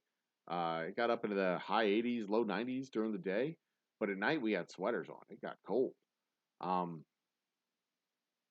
But going from high heat to moderate heat, I mean, man, it feels fantastic out there right now. It really does. It feels absolutely fantastic. The real challenge is when we get into June and the air just stays hot, or rather, we get into July and the air just stays hot. So, it drops down to the 80s. When the sun goes down, it drops down to 80s, but it's 89 and not 82. And it stays in those high 80s until like 3 in the morning when it finally drops down to the low 80s. It doesn't even get to the 70s anymore. And it's just, it's just, I mean, the energy just stays in the air, and it's just hot all night long, and it's hard to do live events outside when it's just hot all night long, and man, we can't do that, which is why we go on our summer hiatus in July and August, and then we come back in September. And granted, September 1st, it's still hot, but the temperature is beginning to abate again the beginning of September. So our first live show back in September is going to be June, July, August. Our first live show back might be September 2nd, actually. We'll either do it September 2nd or September 9th, the Friday after Labor Day. Might be the first show we do back. 95 in Michigan. Holy shit, are you kidding me? 95 in Michigan. God, I didn't know it got that hot in Michigan. Jesus Christ. That's hot. But I'm guessing it's a low humidity hot because I've been in Ohio in August, and the people in Ohio that we were coming to visit were complaining nonstop that it was so damn hot and they needed to get in, and it was like 89 degrees. Like, you idiots don't know what hot is. And when we were in South Dakota on our road trip that we went through South Dakota, when I visited the Badlands and the Badlands Distilling Company, it was 98 degrees, but you step 3 feet to the left and get in the shade of a tree, it went from 98 degrees down to like 85 degrees. It felt like, because the the air was so dry. When you step out of the heat, when you step out of the sun and sit in the shade, it got cool so quickly. I am unfamiliar with that kind of temperature and that kind of climate.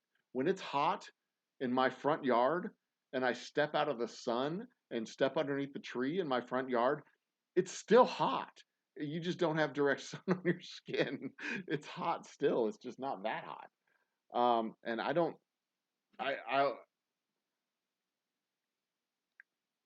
I like it here. I really do. I love my state.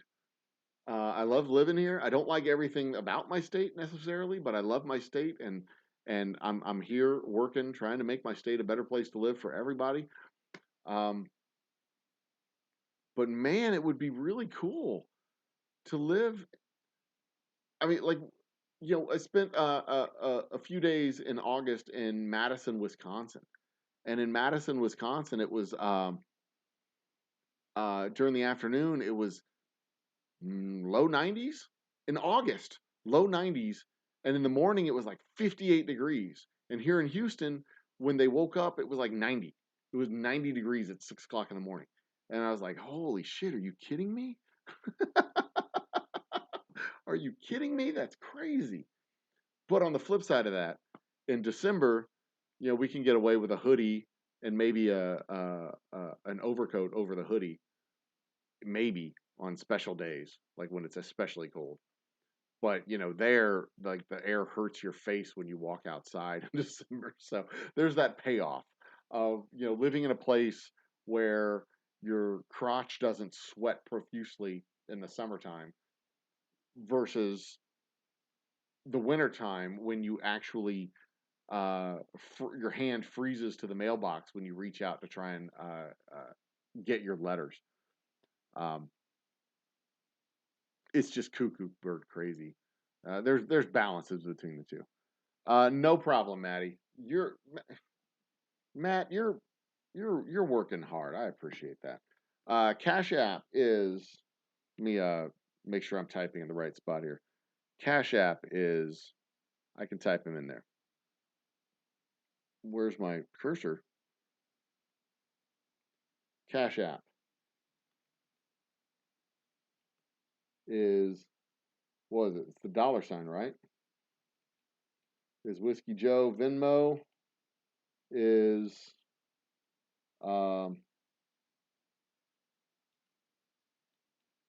Joseph Brita 3, I believe, and PayPal is uh, old Humble, no spaces.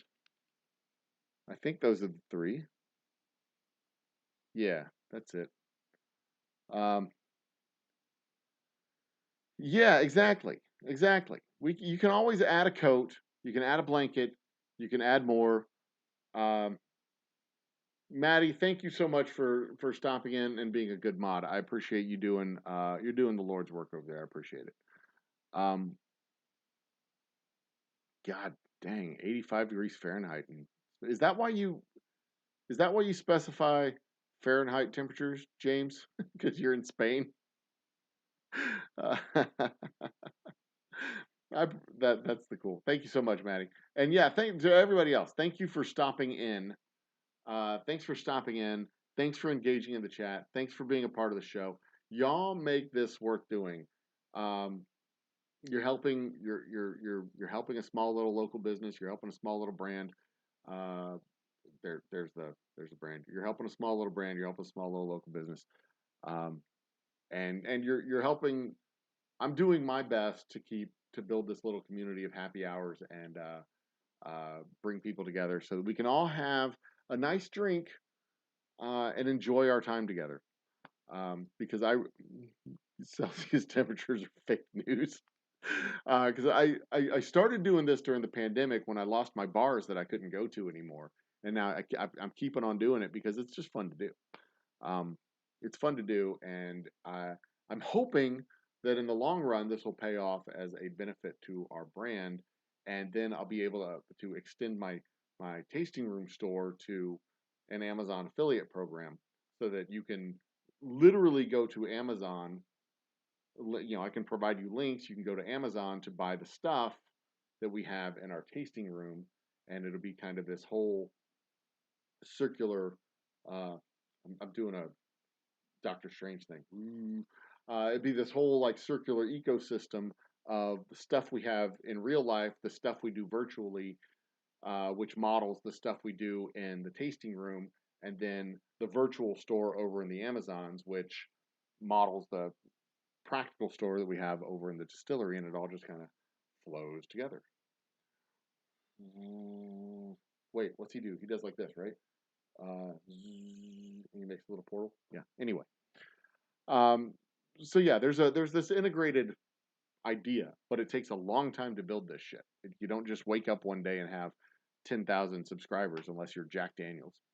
Um, but one of these days, Brown Foreman may come knocking, and we'll also be Jack Daniels. So we'll see. You never know what'll happen. Life's an adventure. 38 Celsius to the informed. God. Celsius degrees don't make any sense to me. I know that 20 is room temperature, but like at some point it's so hot you die, and I don't know what the temperature is that it's so hot you die. I know 130 degrees is so hot you die in Fahrenheit. 110 is really uncomfortable. If you only seen how many tabs I have on 2 separate tabs, would probably crash your PC. I can have I can have several tabs open as long as I'm not streaming at the same time I have all the tabs open. I've had I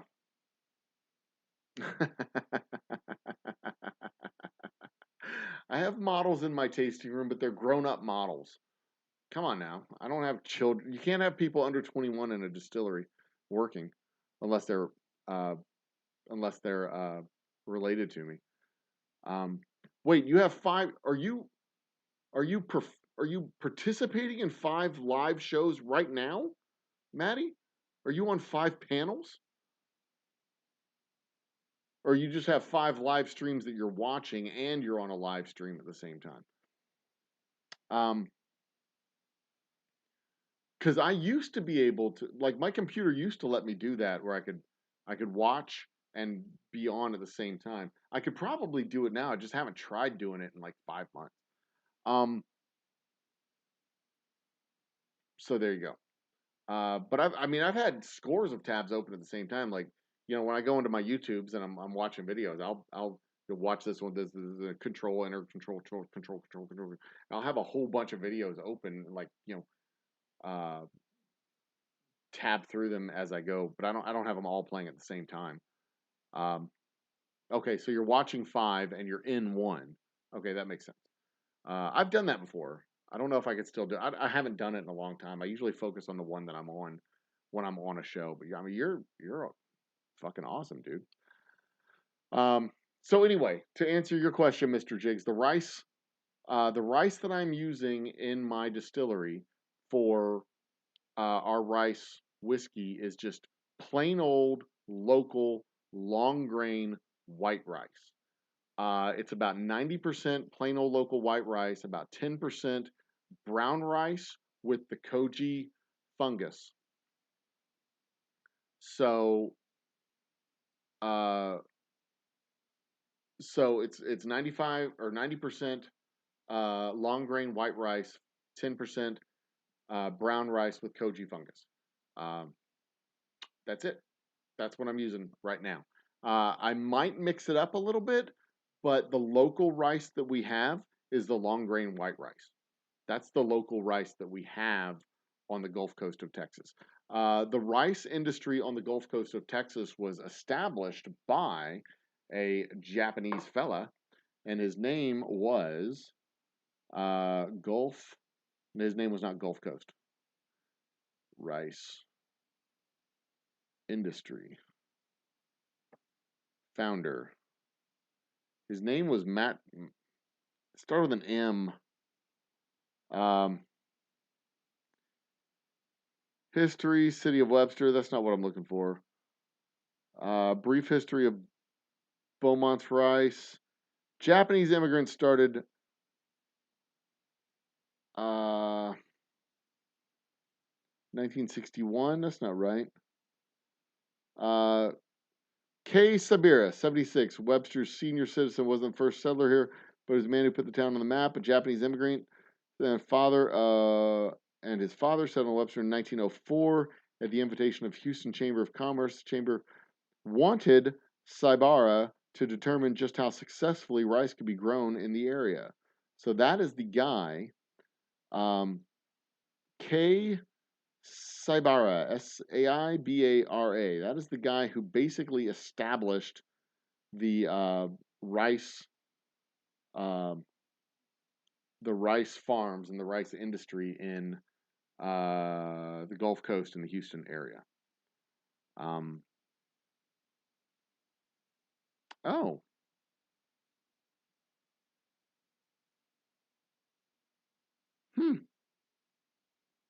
interesting. I saw a video on the YouTubes that I'm going to have to watch later, uh, related to local current events, or not local current events, Texas, national current events. Um,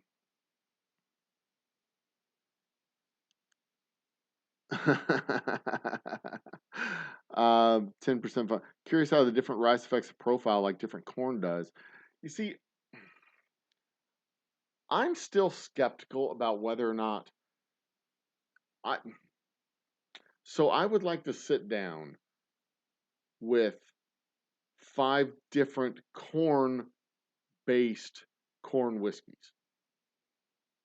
Because most of the corn used in whiskey is number 2 yellow den corn, just basic corn. But there are a few like the baby blue and some other corn whiskeys that use this artisanal uh, heirloom special magic corn. And I would like to actually sit down and have a mellow corn, our whiskey, a baby blue, like put the whiskey side by side before they get aged. I want to taste the raw white corn whiskey and see if the different corn actually makes a difference in the flavor profile, because having gone all the way through the process of grinding the grains and boiling the corn, fermenting the wash, um, and distilling the fermented wash out, I don't know how much of that corn character is really there. There's very little of the water that comes through. There's very little of that character that comes through of the actual corn.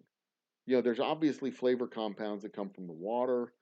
Um, if you're distilling it at 75%, 25% of what's coming through is the water for the grains and the compounds. But then you add distilled water to that, and it goes into the barrel. So the barrel does its work, and then you add more distilled water after that. So the 25% of the water that comes out of the wash gets reduced down to um, about 15 or so percent of the total package. So you have 45% alcohol, 15% uh, water from the original distillate, and then 40% neutral uh, distilled water, with a portion of that 40% actually having touched the barrel at some point in its life. I don't know how much work that 15% is doing at the end of the day. You know what I mean? Because uh, so much of that whiskey has touched the barrel. The barrel's done its work. I don't. It would be a very fascinating study.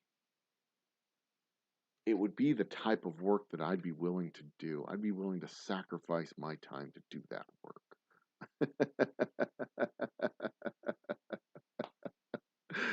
um,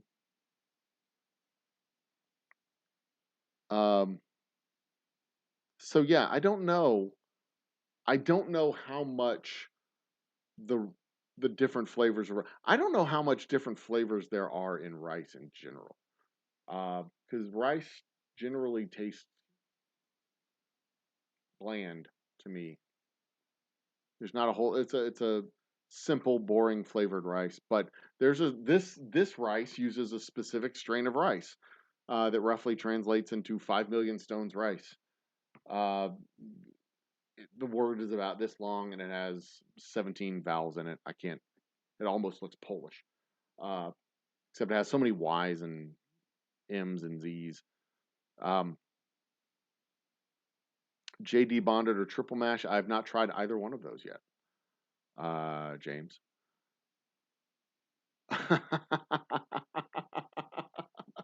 I Math rolls off my brain like English rolls off most people's brains.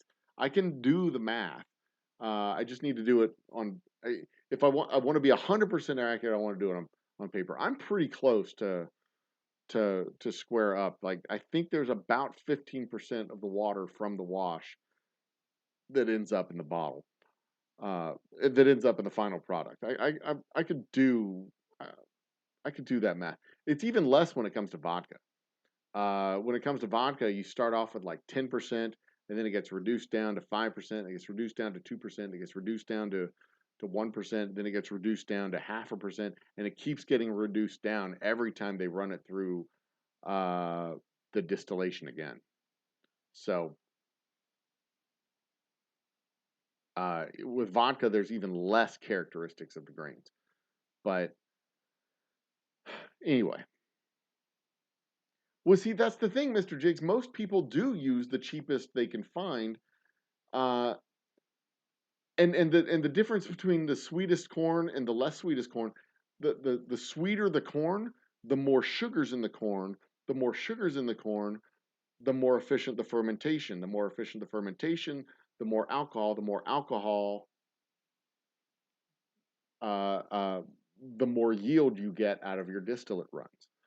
So I don't think it's necessary. And then, if the corn costs more, then they put it on their marketing. We're using magic corn and it tastes better. And then everybody drinks and goes, oh yeah, it tastes better because that's what the marketing tells them it does. I really do think that the only benefit to using magic corn is if if it's sweeter and has more sugar. The number 2 yellow dent corn is the cheapest corn on the market. That's why most people use number 2 yellow dent corn. It's the cheapest. It's the commodity that you get in Nebraska and Oklahoma and Texas and New Mexico and Missouri and Kentucky and Tennessee. And it's the corn that's available all over the market. When you buy corn, you buy number 2 yellow dent corn. But if you have heirloom rice that's sweeter, that has a high, like the organic rice has a lower sugar content because it does not have, because it's not genetically modified or whatever to give it a higher sugar content.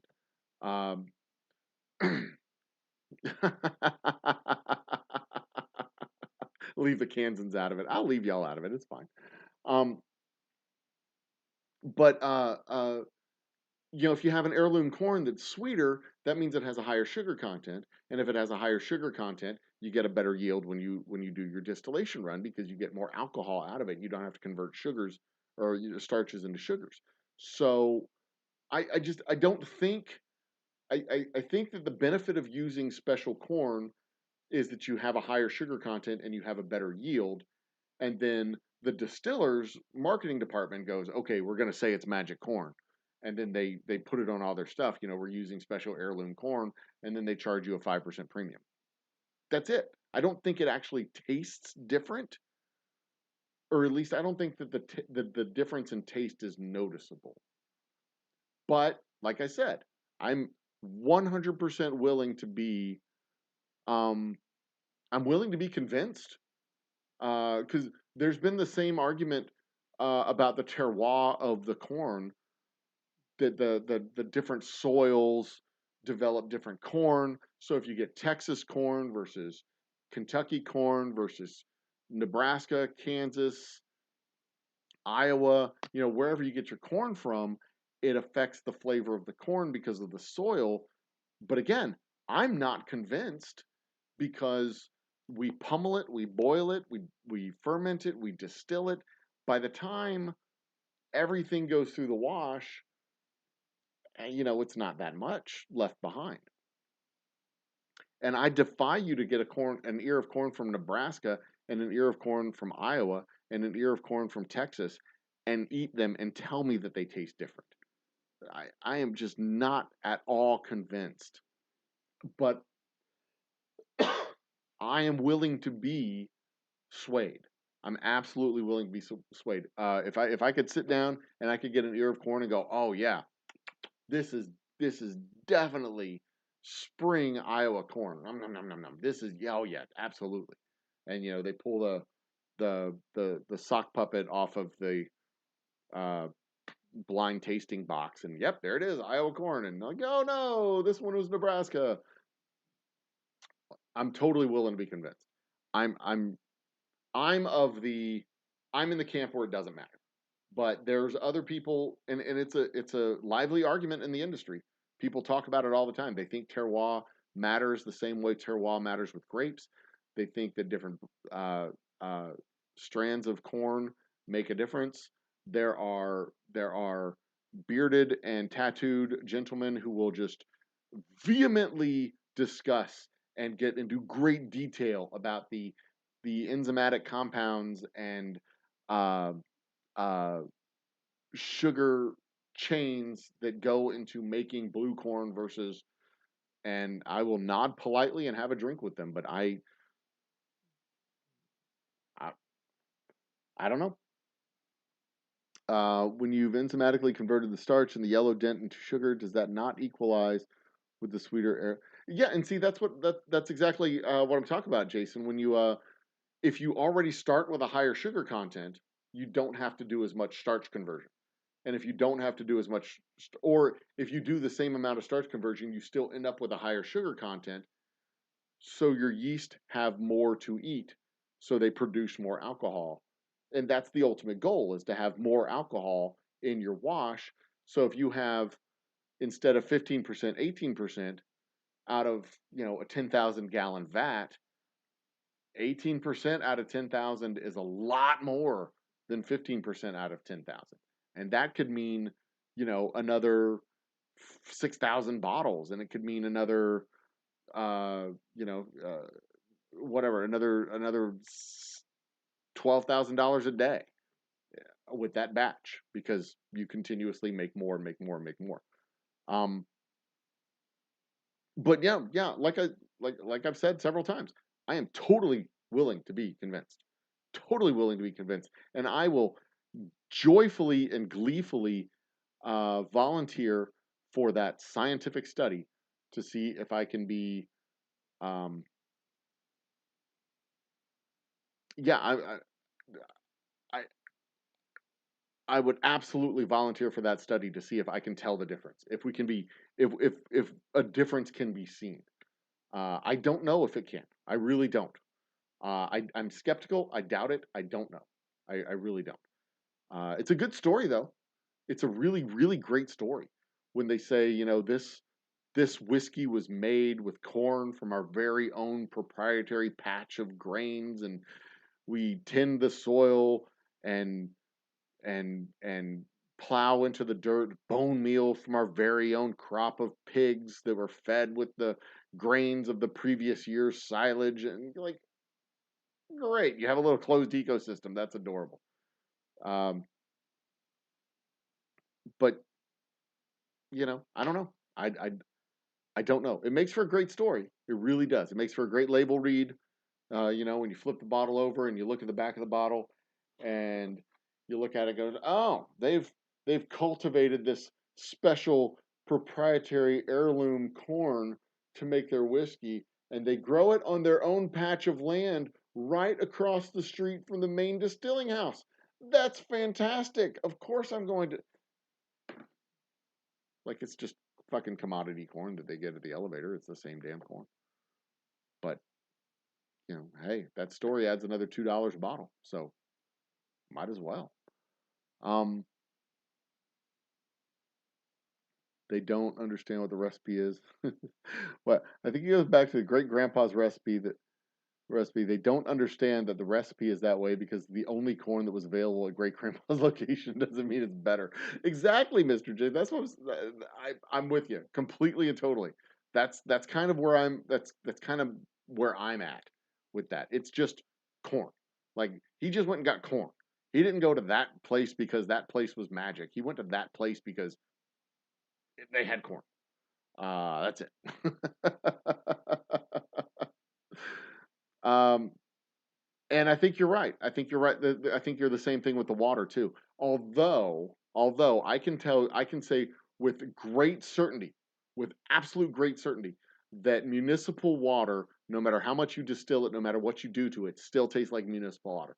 There's compounds and there's chemicals and compounds in municipal water that you just can't get out with reverse osmosis or distillation or whatever it is. There's something in the water. And I can taste the difference between our old shop and our current shop, between the municipal water that we use that we reverse osmosis filtered, and the current water that we use, which is rainwater that is UV reverse osmosis again. Has no chemicals in it, no chlorine, no fluoride, no lead from the pipes, no uh, calcium, no nothing. Has none of that stuff. And I can taste the difference in the water. But the difference between the water and the corn is that the water is like 80%. And when you start off, water is 90, 85 to 90% of what you've got. And then you boil that water down, and at the end of the day, your water is still, in our case, 55% of the total quantity that's in that bottle is our water. So,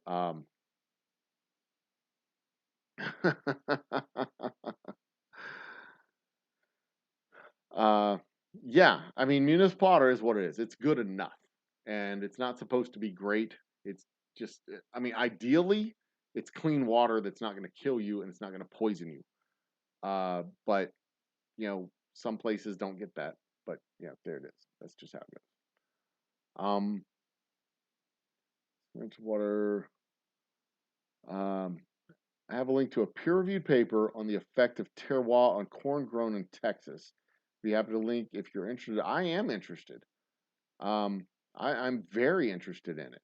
I would love to find out more about. Tell you what, email that to me, Jason. Go to my about page, info@oldhumbledistilling.com. Email that to me. I might do a show on terroir if this paper convinces me to do a peer-reviewed paper on the effect. Yeah, I want to see that. Email it to me, info@oldhumbledistilling.com. In the weed industry for the past 30 years, there's some serendipity occasionally, but old timers wrong and industrial wrong, and they just stay ethical in the middle. Yeah. Can't boil off poison in municipal water. About 8K filtration system for my house because the municipal water was killing me. Well, I mean, it's not supposed to kill you. That's the point of municipal water. It's supposed to be clean water that's provided. It's supposed to be. It's not always. There's a lot of places like our well water out where the shop is. Um, the reason that we use rainwater is because the well water is so impacted with sulfur and literally impacted with sulfur and oil and heavy compounds from the open pit storage of oil that they used to do way back in the day, 100 years ago. And our area didn't get connected up with a municipal utility district, so we don't have connection to our city water that is used out in the Houston and Humble and Atascocita areas.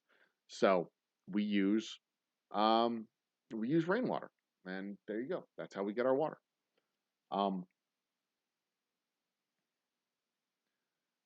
They put a little poison in municipal water, so it doesn't kill you. It doesn't kill you. It just makes you, just makes you sick a lot. Just sick enough, but not so sick. Not too sick so you die. Just sick enough so that you can't get anything done. That's how it works. They're good like that. Or there's something like that. I don't know if good would be the description to use there. So what else do we got going on here? It is after midnight. Terroir is a great discussion. I might do a show on that. I might go ahead and do a show on that.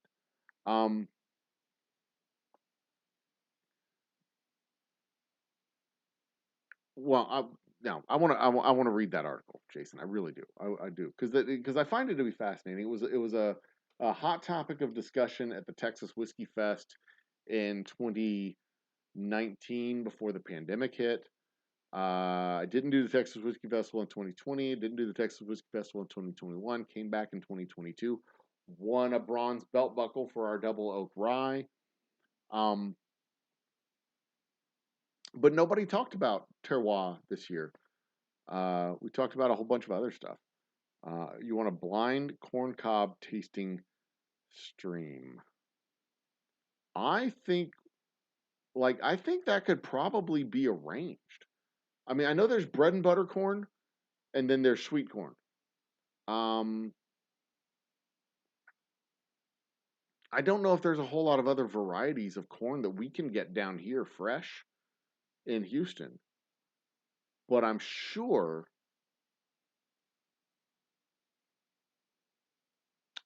there's a way to figure it out.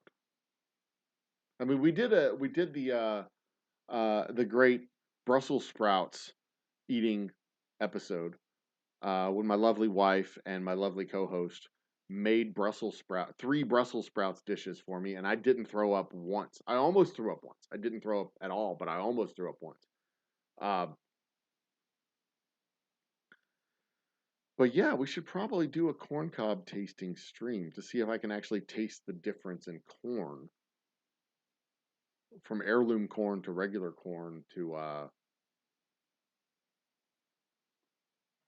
hmm. I wonder if Whole Foods has different.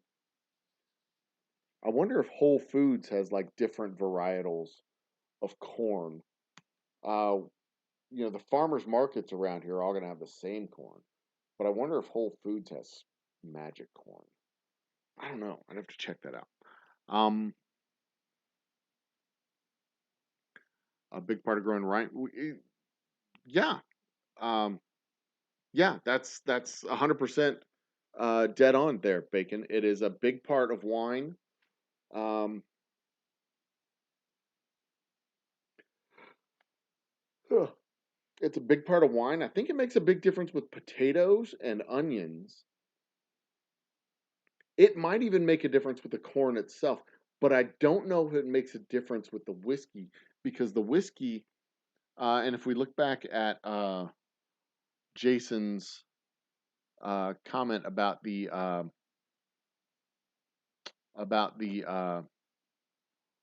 paper, it says there's a link to peer-reviewed paper on the effect of terroir on corn grown in Texas. But see, the corn can taste different, but even if the corn tastes different, I still don't know how much of that difference in flavor gets translated through to the actual whiskey because the difference in flavor of the corn is going to be mostly a difference in sugar content.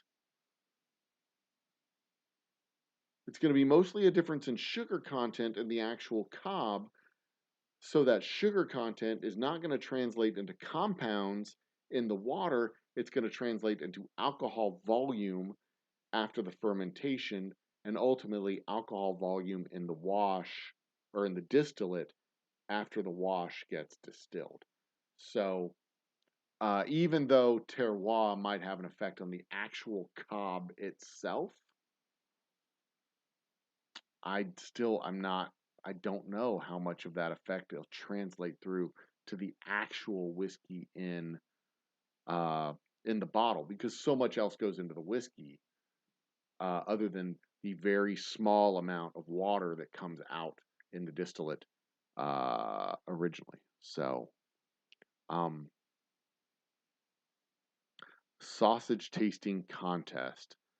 Wait, there's a big biker party near you, and they have a sausage tasting contest. Will the corn cob taste? I doubt it.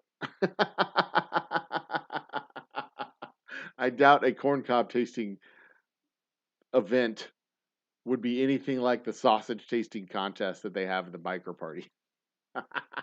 I've been to those biker parties. They've got a couple of bars around here that are very popular with those crowds. There was one downtown Houston that was very popular with.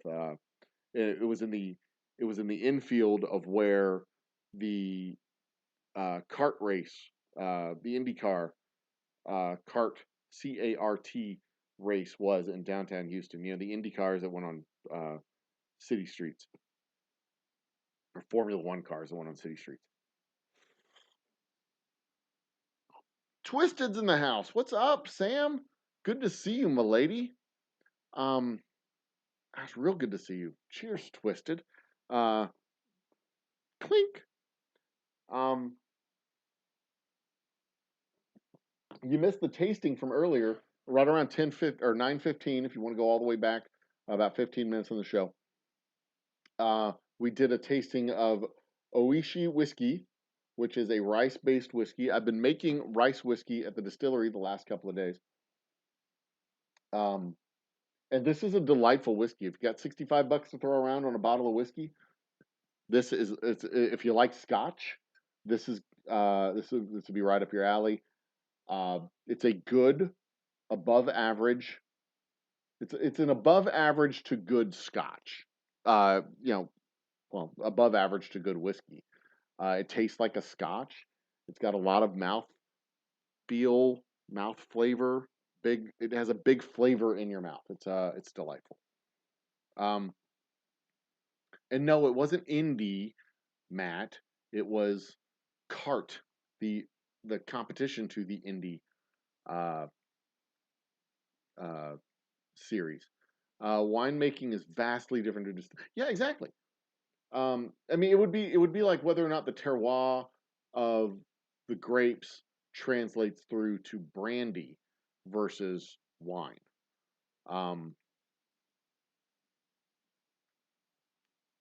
So there you go. And yeast also makes a distinctive flavor. That's 100% right, James. Yeast has an effect on the flavor as well. And most of your big mainline distillers in Scotland and the United States, they maintained their own little yeast culture that they use for their distillation runs. Um, the whole point of sour mash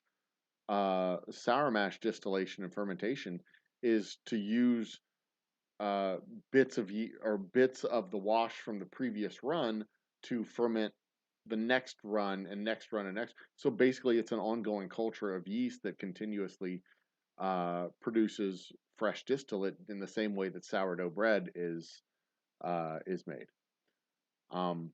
You've never tried Scotch, Sam? Twisted has never tried Scotch. Girl, you got to get down here and let me teach you some things about Scotch. I find Scotch delightful. Scotch was my gateway whiskey into the bourbon world. I liked Scotch before. I liked Scotch because every Scotch I drank was different. Every Scotch I drank had a different characteristic, different flavors, different just a different style.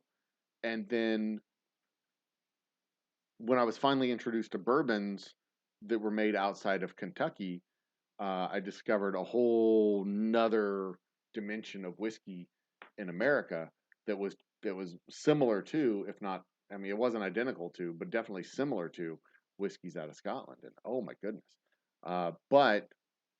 but I will also say that single malt scotches have a lot of character. Like they are robust. I'll go with that. Robust. Um, I can't comment to you, but it's the pole climbing contest is fun to watch. Those biker parties get a little bawdy, and they're fun. They're both fun and inappropriate entertainment. Don't bring your kids. So there you go. Springbanks, yay. What I miss? Scotch is a whole fantastic. It is. There are so many different expressions of Scotch. Um, it it makes me disappointed at how homogenous it makes me disappointed at how homogenous the bourbon industry had been in the United States when you taste how wildly different the flavors of Scotch can be. I talked about this the other night, or the other day, Tuesday, on the live stream Tuesday. How, when you the one narrow climactic region you have in Kentucky, where most of the whiskeys, most of the Kentucky bourbons are made, um, makes for a lot of bourbons that taste very, very similar. They're not all the same, they're very similar. And, the difference in Texas, for example, you have a different climactic region here in Houston, over the Gulf Coast region, in Austin, where you have the Central Hills, up north, where you have the Central Plains, in the Dallas, Waco area, where you have like the North Texas, or I guess those would be the Central Hills or the Central Plains, and then off in Amarillo you have like the North Texas region, the Flat Plains region, and then out west you have the Western Arid region. We have 5 different aging regions in Texas alone. Um, so Austin whiskeys and Houston whiskeys are going to taste different from each other. They're going to taste different than Dallas whiskeys. The Western whiskeys they're all going to taste different because they just have a different atmospheric conditions where they age in. And that's the same. It's similar to Scotland in that you don't necessarily have, well, you have different climactic regions within Scotland because of the highlands and the lowlands and the marshy islands, and all the different stuff that goes on, but also just the different stylistic stuff. But mostly it's the different climactic regions that you have up there, and the whiskey sits in the casks for so long because it's so cool. Um, yeah, I mean, it when I was first introduced to bourbons, and I was just, they were uninspiring because they all tasted kind of mostly the same. Not the same, mostly the same, just generally the same. But then when I had bourbons that were from other states, New York and Colorado, this was the first flight of bourbons that I'd had that were this one I discovered that bourbons could taste like good. I had Kentucky, New York, Colorado, Texas, and I think it was another Kentucky. It was either Kentucky or West Virginia. I can't remember which one it was, but it was a little craft distillery. Uh, and all 5 of them tasted drastically different. And absolutely fell in love with it. It was amazing. Um, so there you go. Um, so let's keep rolling. I learned the yeast tastes drunk after the bar one. Okay. Thank you, Matt, for referencing, for posting up Twisted's uh, link. She does great artwork, and if you're on the TikToks, follow her on TikToks because she does the same shorts that you see over on YouTube. No, they're not the same shorts that you see on YouTube. They're different shorts over on the TikTok, where you can see her art in little bite-sized chunks, and it's there you go. Yes, Jason, IRL, Indie Racing League, and kart. We had a kart race here in Houston. So there you go. Wrong for all the right reasons, for all the good reasons. Get down there after. Yeah, I know. Gas prices are absolutely fucking bonkers, which is why I'm not doing any tastings up in Dallas or out in San Antonio anytime soon. I'd love to spend a week up in Dallas because I've got some inventory in Dallas, but I think it might be cheaper for me to hire somebody to go up and do stuff in Dallas. But I'll keep you posted if I do something up in Dallas. Um, they're fun. Been to a few, yeah. Biker parties are something. They are definitely. I went to a biker. It was a event at a biker bar where I was doing as a rep for my own distillery. I was there giving information. It was a discount night for my whiskey, so I was there doing the tasting. It was a biker rally night. They were doing mud wrestling, pudding wrestling. I'm sorry, it wasn't mud, it was pudding. They're not savages. Yep, pudding wrestling in 2018 is when it was. 2018, pudding wrestling. Yeah.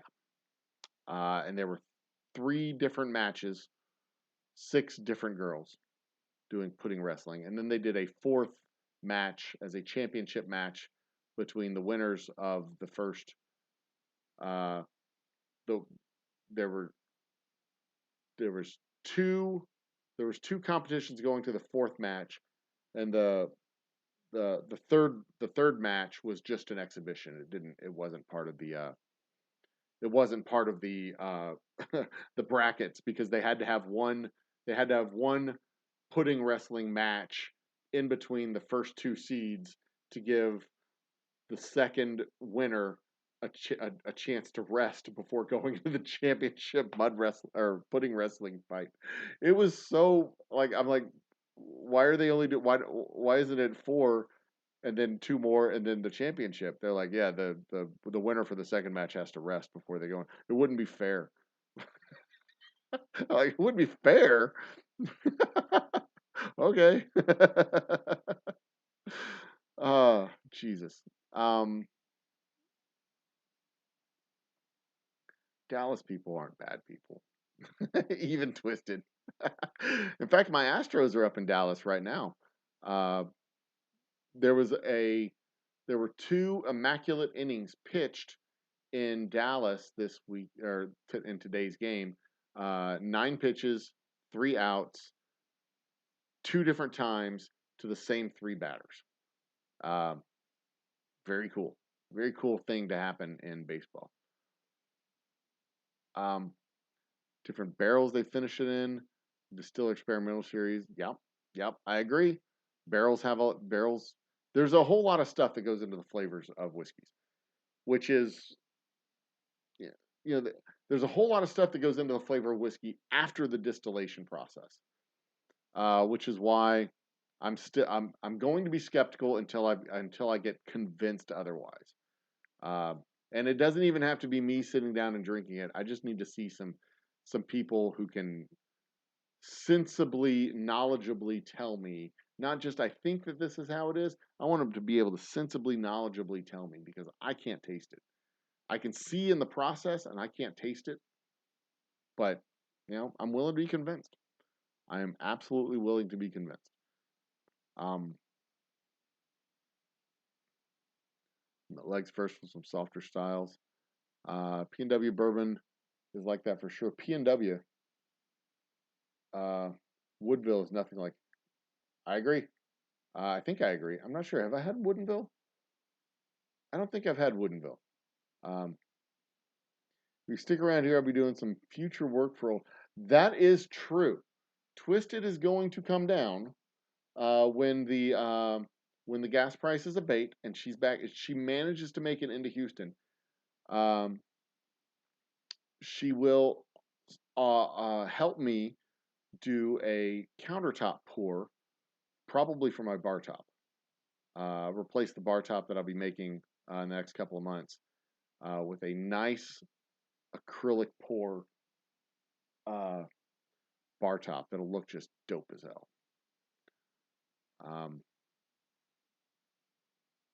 Let's see, who else is there? Legit. Okay, I'll let y'all discuss your scotches. I'm not familiar with the scotch y'all are discussing, so I can't even begin to.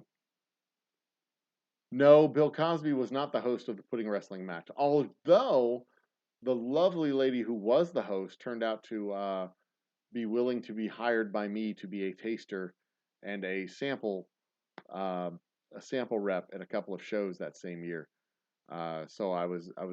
She's like, "What should I wear to the thing?" I'm like, "Just wear clothes. Be comfortable. You're fine. Do whatever. You don't need to wear what you wore at the bar when I met you, unless you want to wear it underneath clothes. It's fine." um, she was a lovely young lady and just sharp as a damn tack too. Oops.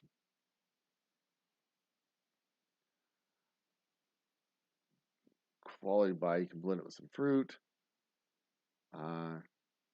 50% ABV got you involved. Gas prices gas prices are gonna abate after a while, assuming that the gas companies start lowering the prices. Pacific Northwest, right? Okay, yeah. Pacific Northwest does taste nothing like Kentucky, and Woodinville is a Pacific, right? It's a Pacific Northwest whiskey, right? Um,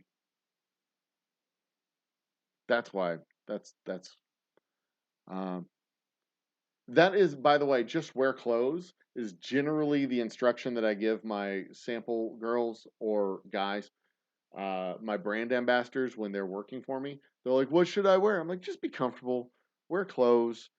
You'll be fine. Um, whatever you want. You'll be comfortable. You don't have to wear hot pants and a sports bra unless you're comfortable in hot pants and a sports bra.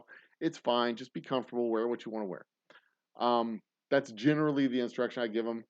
I'd be fine if they were in like, overalls and a straw hat because I think that would be iconic. But I had one girl show up in body paint to a uh, tasting at a bar. She was wearing jeans and a flannel shirt painted on her flesh. I'm like, that's how you feel comfortable, Kennedy. Go right for it. I ain't. um, yeah, see, I'm figuring they're probably going to go down in the fall when towards the end of August and beginning of fall when people go back to school and travel is done and inventory starts going up and the gas price will start going. That's the traditional trajectory of gas price. They kind of spike up in the summer and they start going down. It'll really help if like, this whole fucking war in Ukraine uh settles itself down, but I've got a hybrid, and I don't even want to drive to Dallas right now in my hybrid. It's just it'd cost me a full tank of gas to get up there, which would be about $13, 13 gallons times 5, 450. What is 13 times 4? 50, 52. So yeah, it cost me something like $55 to $60 for a tank of gas, and normally I buy a tank of gas like once every 3 or 4 weeks because I live so close to home. But when I'm out traveling and doing tastings and stuff, like Tuesday I drove 200 or Monday, no Tuesday, last week I can't remember. I drove 250 miles and I never left the city of Houston. I literally drove all the way around Houston, 250 goddamn miles. Whew, it's cuckoo, crazy. Yes, my models, hijabs forever for all. My models. That is, I mean, that's the technical industry term is ambassadors or models. That's what they're referred as. Um, yes, Twisted. I generally want my people to wear clothes. Whatever they feel comfortable in is to wear clothes. I mean, I was okay with the body paint. It was respectable. It was a really well done body paint. So, uh, you can wear a sash and a loincloth if that's what you feel comfortable in. And you're going to do a tasting and you're going to stand behind a barrel, wear a sash and a loincloth. I mean, I'm not going to dress you up. um, I don't wear body paint, but I do wear some crazy outfits. I've seen some of what you wear, Twisted. um, most things go down in the fall. Yeah. Woodinville bourbon. Da, da, da, da. I'm currently addicted to port finish rye and whiskeys. Yeah. See, I'm not a port guy. I don't like it. Um, converted my car to run on ethanol. Yeah, that makes ethanol. Especially if you can make your own ethanol, that makes a big difference. Um, the tanks aren't bigger, but the prices are. 100 is that pound? No, that's 100. That's 100 pounds, right? Yeah, that's right, James. You're in England. Um, I don't think we want to see most people in a loincloth, Mr. Jigs. Most people, uh, have no business being in a loincloth. But when Kennedy showed up to where was this thing at? It was Little Woodrow's. It was steak night, local Texas whiskey and steak night, and we were the featured Texas whiskey for the night. And she shows up. She's wearing jeans, blue jeans, and body paint. And I'm like, "What the hell are you doing?" She's like, "I just wanted to be comfortable." It's like November, and she's wearing body paint in November. Like you're the biggest crazy person that I've ever seen. Uh, Living your best life, Kennedy. Let's sell some whiskey. And she was very effective at selling her whiskey for the night. She did a great job. We went through both bottles that we bought for the bar. Uh, it was it was pretty fucking crazy. It was a crazy damn night. So you can't make yourself, but E85 has gone half as nuts as gasoline. Yeah, um, yeah, that's a good point. So there you go. I was not aware that I didn't know that you could get E85 all by itself, but I guess where you're at, you can. We can't get it down here. They don't have E85 at the pumps down here. At least none of the pumps that I know of. Um,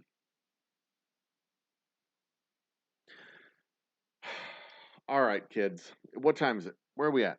It is 12:38. I'll give you 20 more minutes. We wrap this up at 1. So we're gonna continue to monitor chat, watch chat as it goes by. Let me give you updates for what's going on tomorrow night. Tomorrow night we have trivia. The theme round is art. Um, Not being a perv, but I love to walk around body painted daily. I don't think guys can get away with it as easily as girls. Because, well, I mean, let's assume you're wearing pants, just like girls normally do. They at least wear bikinis most of the time. But Kennedy was not wearing a bikini top that night. She was wearing pasties with her body paint. So she was just full on. Her money did jiggle, jiggle, so to speak. Um, that woman was a hoot. Um, she's gone off to get other jobs. She doesn't do the ambassador programs anymore. But uh, yeah, she cracked me up. Now when we went on our road trip through corn country, I went to the Corn Palace up in Kansas, and that was something to see. Yes, it is right up Twisted Art Lady's alley. It is art trivia. Actual, it's 90 questions about people named Art. No, I'm kidding. The topic round, the theme rounds are about art. Uh, so I haven't looked at the questions. I don't know what they are. I could not tell you. I could not tell you what the questions are about Impressionism or postmodern or anything like that. I don't know. I don't know the answer to that question. Uh, but if the previous, there's a imperfection in this glass. I don't know if y'all can see that. Can y'all see that? Can y'all see the imperfection in this glass? Right down there at the bottom, right here. See the imperfection? Nope, nope, nope. You can't really see it, can you? Anyway, body paint is a work of art. Um, it is a work of art. There are only certain months down here in Houston that you can get away with it because of the sweating. Um, but there you go. Um, the Corn Palace was a fascinating, an absolutely fascinating tour that we took through the Corn Palace. I mean, that they it's a basketball court basically. It's a little basketball arena. Inside and around this basketball arena is like a little convention center that's made of corn. And every year they strip off all the corn and put fresh corn cobs up and corn stalk. It is a monumental achievement to the power of corn in Kansas. Was it Kansas that where it's at? Yeah, it's Kansas. I think so. No, it's not Nebraska. Kansas. Yeah, it's Kansas. Yeah, all those states look alike. you get you get out of you start coming down out of South Dakota, and then you're like in Kansas and Nebraska and Kansas and Oklahoma, and it's all just kind of this smear of flatness for as far as the eye can see. Good Lord. We still have a bag of popcorn from the Corn Palace. We have not eaten that popcorn yet, but we definitely should. Square states. Yep, they're kind of squarish. They're thinner at the top than they are at the bottom. They're kind of what is that? Quadrilateral states. The word starts with a T. Tetragon? No. Quadrigon? Parallelograms. Parallelogram states. Yeah, quadrilateral parallelogram. Ugh.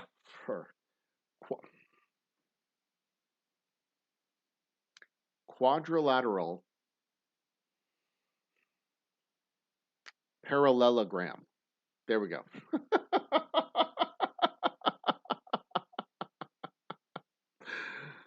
Whoo, man, that is some good.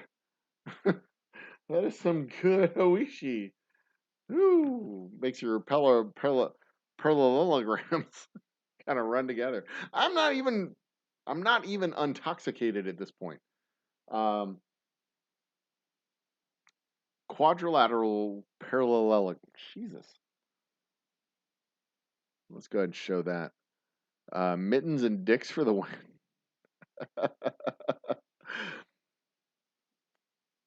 Quadrilateral parallelograms. There we go. I got it. Now, quadrilateral parallel. Shit. Or one more time. Quadrilateral parallelogram. Quadrilateral parallelogram. There we go. I got it. See? I can fucking say words and stuff. Quadrilateral parallelogram. Like, you have no idea. Like, my brain went into full focus mode with that last one. I felt it. It like went like zoned in and like say the L's in sequence.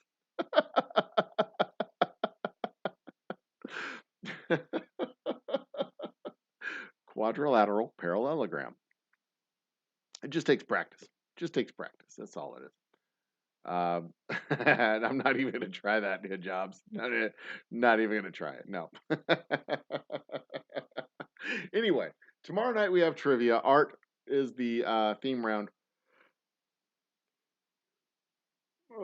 Jesus, it's late.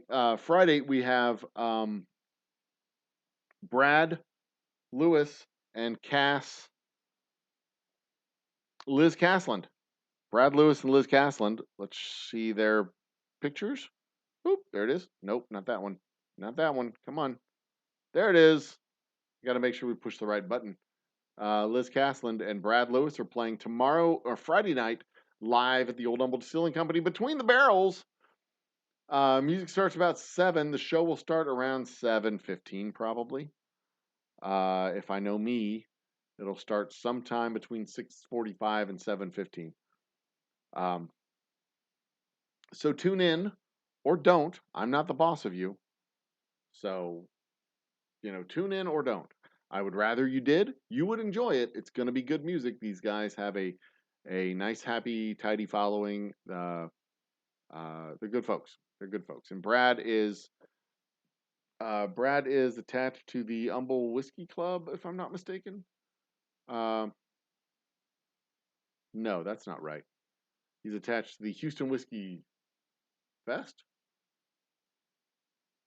I don't know where I met Brad. I'm gonna have to go back through the text and find out where I met him.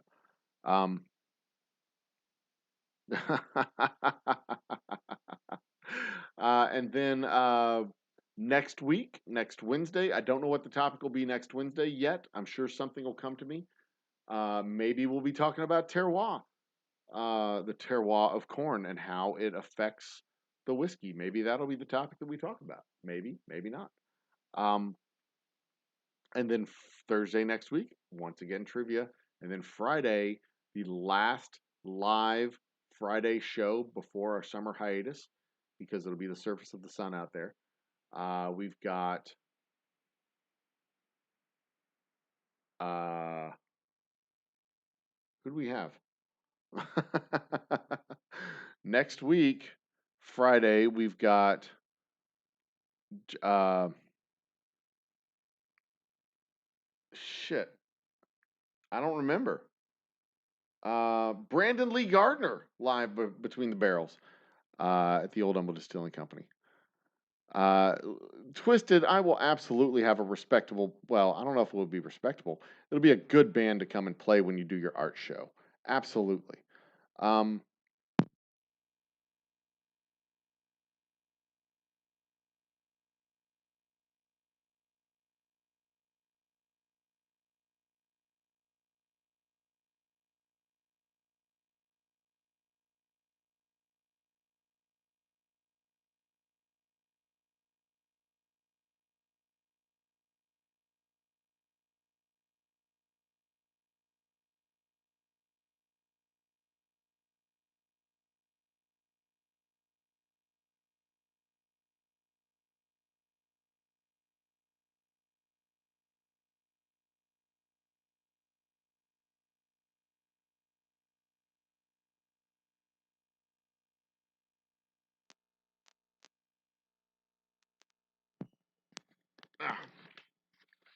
there we go. That's better. I lost audio because I lost my uh, thing. My battery died. Anyway, no, but if they want to come down, I could probably hook them up with a mini tour. I can book them at a handful of venues around town. So if they want to make a weekend of it, uh, doing our shop, I can. I mean, they can. Um, they can almost. I can almost certainly get them booked at 4 places that I can think of off the top of my head. So if they put them in contact with me, and when we work out the details for you coming down, put them in contact with me, and I'll see what I can do as far as booking them, not just at my place, but at several other places, and see what we can work out. It'll be kind of a cool little opportunity to do a mini booze tour around the Humble area. There's shit, I wasn't even thinking backyard, the 1886 backyard bar and grill. They have a big stage out back. They've got all kinds of cool places around here that they could play just in the Humble area. Um, yeah, that would be a cool opportunity for me to like try to book a show, like a whole like series of shows. Oh, that'd be fucking awesome. That's a great idea, Twisted. Thank you so much for bringing that up. That's a great idea. Now I'm excited. I'm excited about a whole nother thing now. Cool. Um, but I mean, that's what we got going on next week. Uh, if not next week, then it'll be the beginning. Okay, so once the live show's done on Friday, I'm going to get the fireworks. The fireworks stands will be open starting Saturday next week. So I get 600 rockets that we're launching into the air, probably the Friday following, for our 600 subscriber and 4th of July 600 subscriber celebration and 4th of July extravaganza. And then on 4th of July, we'll repost the edited version of our fireworks video, um, along with some patriotic stuff, because it is our 4th of July extravaganza. We've got a whole bunch of shit planned over the next 3 weeks. It's going to be awesome. It's going to be awesome. And I need you there to make it awesome. Otherwise, I'm just screaming at the woods, which is one of my hobbies. But, you know, so there you go. Mars, Uranus, space station, Jefferson's ocean done right. Well, I don't want to age whiskey in my anus. Thank you.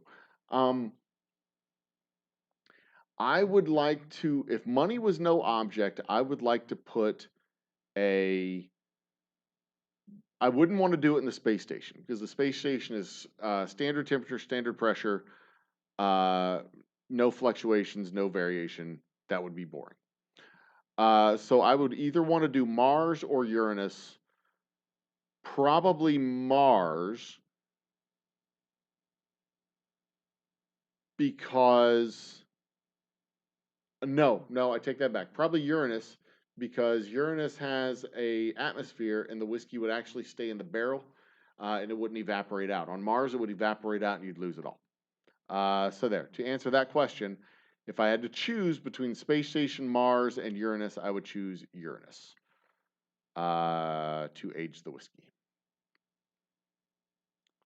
So there you go. What else? I scrolled all the way up. I'm going to go, can't escape even if I try.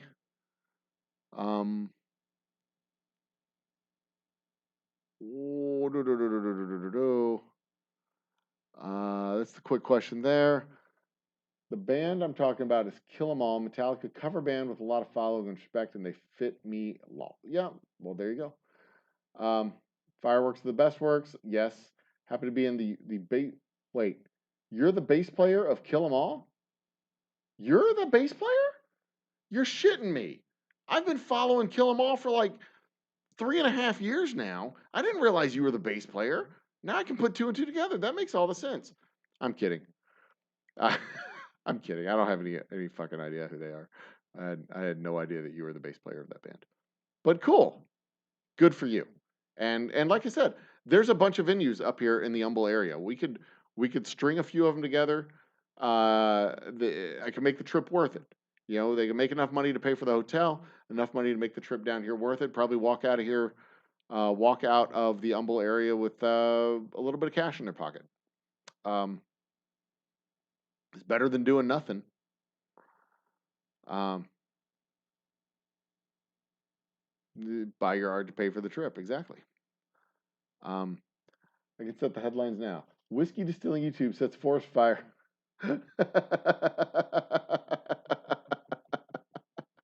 I would not. Yeah, I mean that's a very real possibility. But we will be around with fire extinguishers to make sure that nothing terrible happens.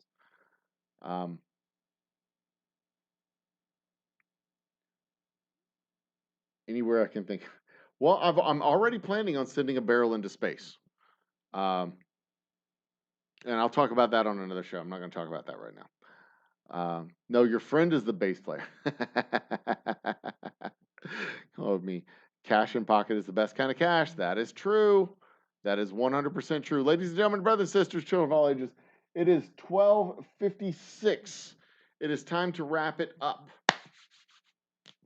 So I want to once again thank you all for joining me for the show tonight. Thank you all for joining me for the live streams earlier today and yesterday. It was I've had a good time streaming. We're doing, with your help, we're doing a great job building this channel, building this community. I couldn't do it without you. I've got my lapel mic fund fully funded, so I'll be placing the order for my lapel mic tomorrow, tonight, maybe tonight. Certainly by the end of the day tomorrow, I'll have the order placed for the lapel mic, and we will we'll continue the onward and upward progression of making this a better and more fun channel for everybody to engage in.